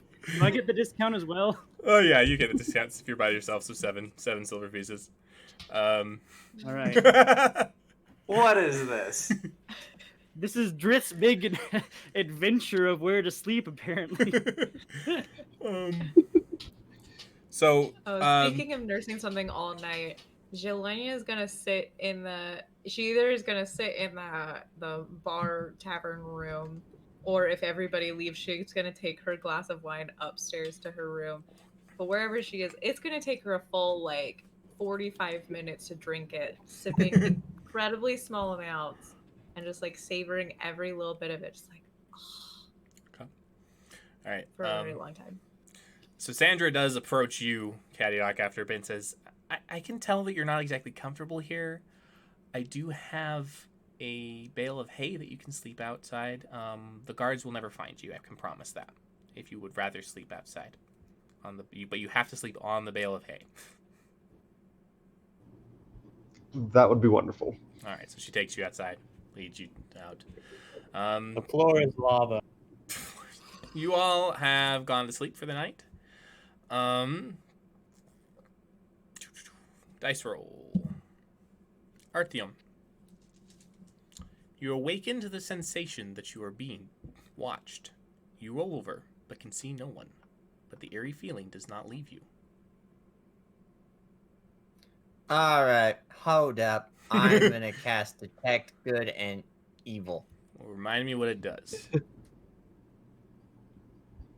For the duration, you know if there is an aberration, celestial, elemental, fey, fiend, or undead within 30 feet of you, as well as where the creature is located. Similarly, you know if there is a place or object within 30 feet of you that has been magically consecrated or desecrated. The spell can penetrate most barriers, but is blocked by a foot of stone, an inch of common metal, a thin sheet of lead, or 3 feet of wood or dirt. All right. You do feel you do detect a fey presence out in the common room. I am going to get up and I'm going to walk and try and not wake up whoever is in the room with me. Okay. So you head out towards the common room, and you stand on. There's kind of a landing that looks down into the main dining area. The fire in the fireplace is dimming, but in the remaining light the remaining light you have, you can see a small, hairy, sad-looking creature sitting on the mantle above the fireplace. It looks up at you. It has a very long nose, and it appears to have a very long beard, but it's all covered in hair, so it's just hair extension. And the color is bluish gray. It looks up at you and doesn't say anything. I'm going to kind of blink. And I'm going to reach into my pocket and I'm going to pull out my mouse, which I have a mouse. It's part of my background. I'm going to look at it and say, Bop, do you see this? I'm going to raise my hand and say, Hail and well met. Domovoy, greet you! Do what? I'm sorry? Domovoy, greet you! Is that a name? Domovoy I am. Domovoy I be. Over places Domovoy watch. Protect the inn I do. What's so special about the inn? Domovoys be protectors. This Domovoy choose to protect the inn. I see. I, too, am a protector. Domovoy can see that. That's why Domovoy reveal itself to you. I'm gonna, cover my eyes really quickly and be like, can you see it now? Domovoy still see. Domovoy look at heart. Domovoy can tell you have a good heart. Oh, shucks. So, tell me, Domovoy, what is going on here? Things in valley, not good. No people come. Innkeeper very unhappy. Valley very, very sad place. Even Domovoy cannot help here. Too much dark magic. I heard half of that. Sorry. Because I froze. Things not good here in Valley. Innkeeper very unhappy. No people come. Valley very sad place. Even Domovoy cannot help here. There be too much dark magic. Where is this source of this dark magic? Everywhere. In the Valley. Domovoy know bit about dark magic. But Domovoy only reveal himself to people think Domovoy can help him. You help Domovoy. Domovoy tell you more about dark magic. Very well, Domovoy. How can I assist you? You good one meet old man earlier, yes? Searching for daughter. Yes, it's a little suspicious. Why would she be gathering mushrooms if she was rich? Vivislavia used to make. I butchered that name. It was Vivalisa. Used to help make Miss Furlock. Used to help innkeeper make special mushroom soup. Now, but one day she not return. You find daughter and Domovoy will answer more questions. Tell me where to look. There's a large amount of land out there and probably many mushrooms. Be said that And don't worry, Domovoy. I'm not quite as blind as I look. Domovoy see. Look in woods. It is said that lost souls wander the woods at night.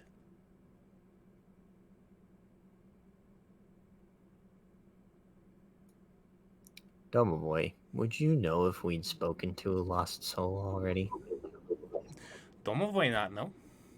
Domovoy only know what happened here in inn, maybe a little bit in village.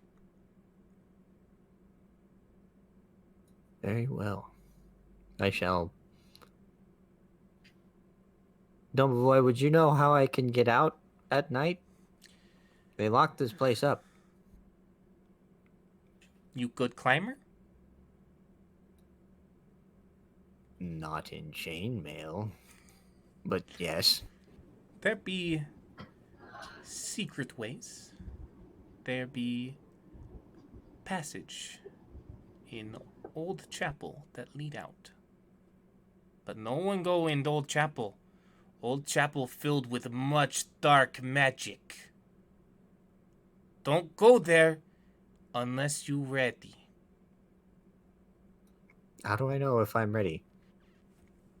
Your heart will know. I'm just gonna kind of look at it and shake my head. Well, I guess I'm gonna go get my friends. Oh, you should sleep.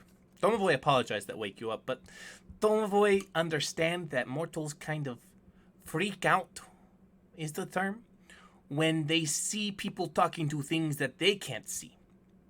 So Domovoy want to talk to you alone, and not when other people around him.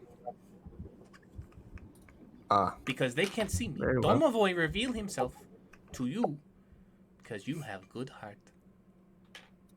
Do my friends have good hearts? Give me a persuasion check.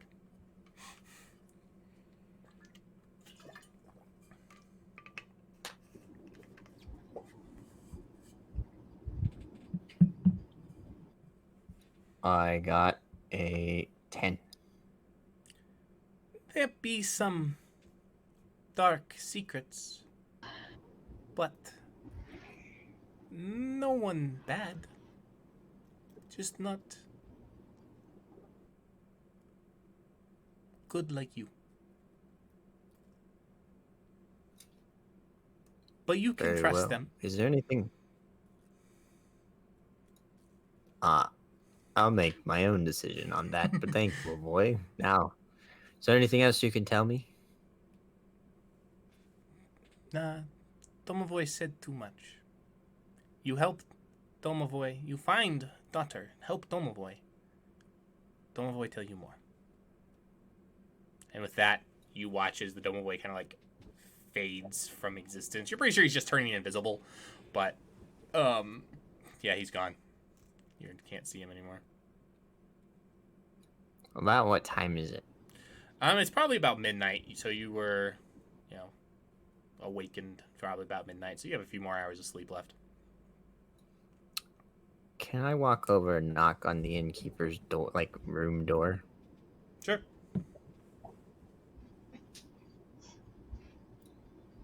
Knock, knock, knock.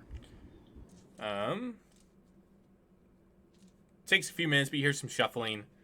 Door opens. You see she looks very disheveled, very tired. You obviously woke her up. Her hair is messy. Can I help you? I'm gonna sit there and go, I can't find the stairs. How did you... never mind. She Don't ask questions. opens the door, and she leads you up the stairs back to your room and then goes back downstairs. Wait, hang on. I'm gonna stop at the door and I'm gonna turn around and look her dead in the eyes and say, "What can you tell me about the church?" The church is an organization or the local chapel? The local chapel. I look at me. I guess I kind of look down and realize I'm wearing pajamas. I guess I'm not wearing my priestly vestments. I know about the organization. The local church, no one's been in for years. One day the doors closed and never opened back up. We showed up for holy day services and no one opened, no one could get in. Do you know if Sheriff Resnick would be opposed to us entering? I am a holy man after all. I mean, if you could open the door and find a way in, I'm sure if you asked him first, he'd have no problems. I'm going to nod, thank you, and then turn and walk in perfectly fine, no issues, and just close the door behind me. All right. So you all go to sleep and finish your long rest. So if you have any hit points that you had lost, you've regained them. Spell slots spent are returned. You awaken and the next morning and head downstairs. You see, the same 4 old men sitting there drinking their alcohol at the early morning, sitting there chatting by the fire. Sandra Don't you have jobs? They all look at each other, and they look at Barnaby. Barnaby's the gatekeeper at the castle. Yeah, but I don't have to be there for another... He looks around. What time is it? Another hour or so. I got time. I can enjoy a drink with my buddies. It's a little early for booze, gentlemen. It's 5 o'clock somewhere. And he, Very responsible of you to get drunk before your very important guard duty. Oh, I'm not the guard. I'm just the gatekeeper. If I need someone to come help me, I ring the bell and... Supposedly they're supposed to send guards, but I haven't seen anyone in the castle. He looks at his friends. In how many years? It's almost been about 3 years now, another one says. It's been when those mists and swamps showed up. Then we stopped seeing people, stopped seeing Baron Zeglov. Then who pays you? I don't know, Barnaby says. The gold coin is there when the gold coins are, the silver coins are sitting there when I arrive, and I take the pouch and I go back.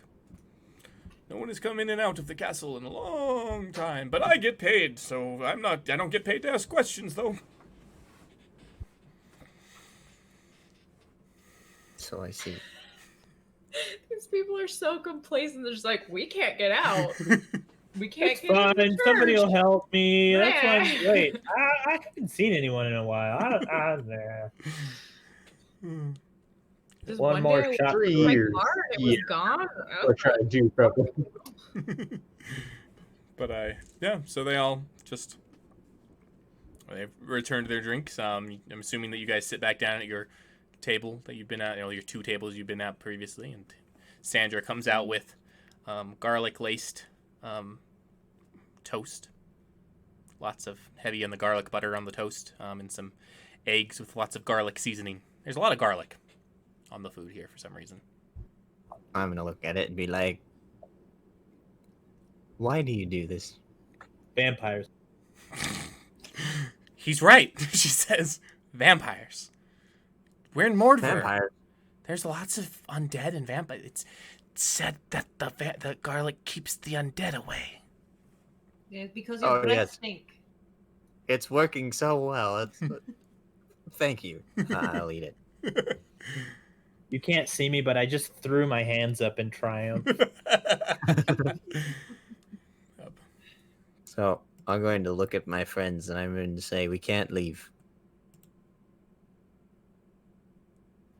Okay. And We had why been is told. that? Why not?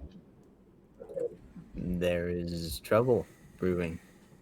You know that church that we saw in the distance on the way here? I had an impression last night. Something's wrong there, and we need to go figure out what. Also, apparently we also should check out this castle because nobody lives there. And let's be fair, Nobody owns the castle. We go in and it's empty. Ours now. Finders, keepers, losers, reapers. Squatters' rights or whatever. This is true. This is Why would exactly I how want the the law castle in works. Warborough? What did you say, Kadiock? I missed that. Why would I want a castle in Mordor, though? There's some nice places around. Trust me. There's a few. Beautiful areas. Why would I want a castle in this I know part there's of there's a Mordor? cave that looks like a mouth nearby. If anyone wants to go there again. No. No, I don't. But no. I know we've only just barely met each other, but we need to go check out this church. Why? Call it a hunch. Just a hunch. I am a Great, I religious love man. hunches. I can No, tell. I like when- looking at churches. Let's go. I can tell when something's off and something is not on. But do you promise if there's nothing special about this church that we can just go? Because this place is gray to and the cold castle? and awful. Or just leave. I would really like to leave and go back to my life. I mean, you're welcome to do whatever you want. By the way, Cor Vit, you owe me 7 silver. Why would I owe you 7 silver? Because someone doesn't like people sleeping outside in this town. That's how I really know this town is corrupt. And I Well, that's last not night, my and you fault. said you said you would pay for everybody. That was in the moment. Well, just want to get it out there in the ether. Thanks. Now it's floating there. I'm gonna put a But- little bit of toast in my pocket to give to Bob. All right. You hear little squeaks, satisfied squeaks coming from the pocket of Artyom. Do you have a rat? Do you have a rat? He's not a rat. I'm gonna pick him up and put him on the table. It's a mouse, and he is a miniature Drith- giant celestial mouse. What? Oh, what? Drith tries to pet him. Oh, Bop will let you. Bop just sits there. Yep. You sit there. Bob permits you to pet him. He's a miniature giant celestial mouse. Miniature giant celestial space mouse, I guess I should say. Well, And I'm an elf. And you keep it in your pocket? Why? Because I found him one day when I was but a boy, when I was on the streets, and he became the first member of my crew and my best friend. And he's still here Sounds like- many years later, so clearly he's good luck, okay? Be nice to Bob. sounds like he's your prisoner. I mean, when you put it that way, it's kind of weird. Anyway, as Cor Vit kind of just looks at the mouse and it's so doesn't know what to do. Yes. So do we go to the church? Do you go the castle thing is something that's definitely important to look at. Seeing as we want to leave this place and people disappeared there 3 years ago. It's the first thing that kind of coincides that we've heard of.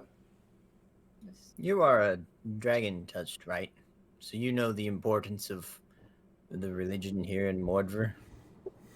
That I do. I spoke with the innkeeper very early this morning before the rest of you were awake, and she said that one day the church closed and they just weren't able to get in. Sounds suspicious. That is suspicious. How did you? Never mind. It was the process. I had to have her help me back up the stairs. You see, Bop is not a very good seeing eye mouse. Ah, that explains a little bit. Okay.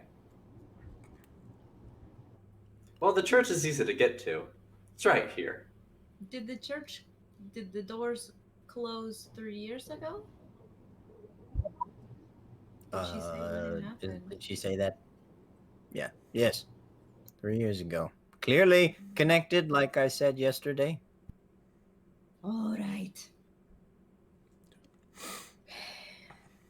So we're all in agreement that you're going to head to the church. He's mumbling about, yes. Let's do it. Kadiock is mumbling about the Mordver churches having to be places in order to have things happen. All right. Cool. I'm gonna nickname you Grumpy. He is not a believer in the Silhar in the Mordverian church ways. All right. Cool. Grumpy dwarf. Well. Do you have 6 siblings? I hope he does. 12. Oh, we're missing some in the movie. That's fair.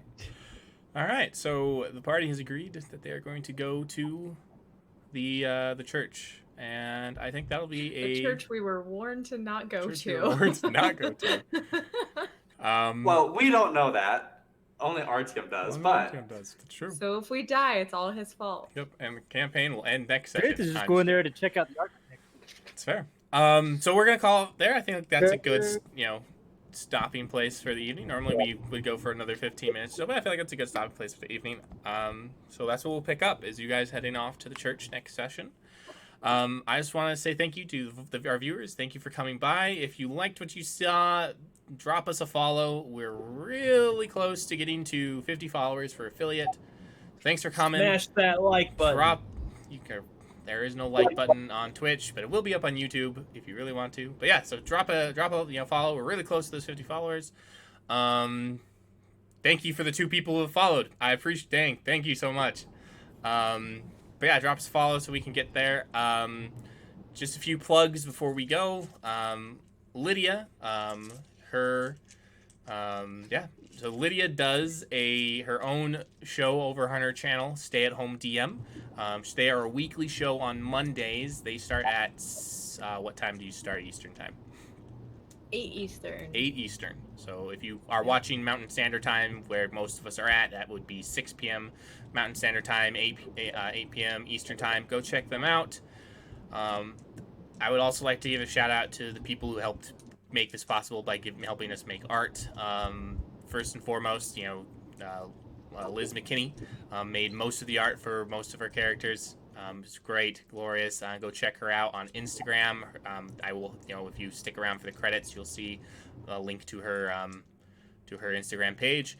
I'd also like to give a shout out to my older brother, Erik Taylor. He helped make the overlay that you're seeing here, what we're sitting in our cameras. If you want to talk to him about possibly commissioning an overlay of your own, possibly even doing business business logos and stuff, you can go talk to him. Yeah, the overlay is fantastic.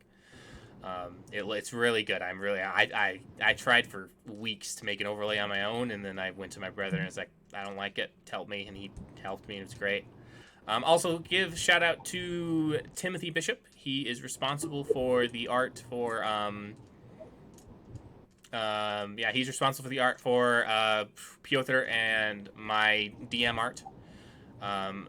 Also, shout out to Megan. Has she changed her last name yet? Megan Johnson, or is she still Eckery?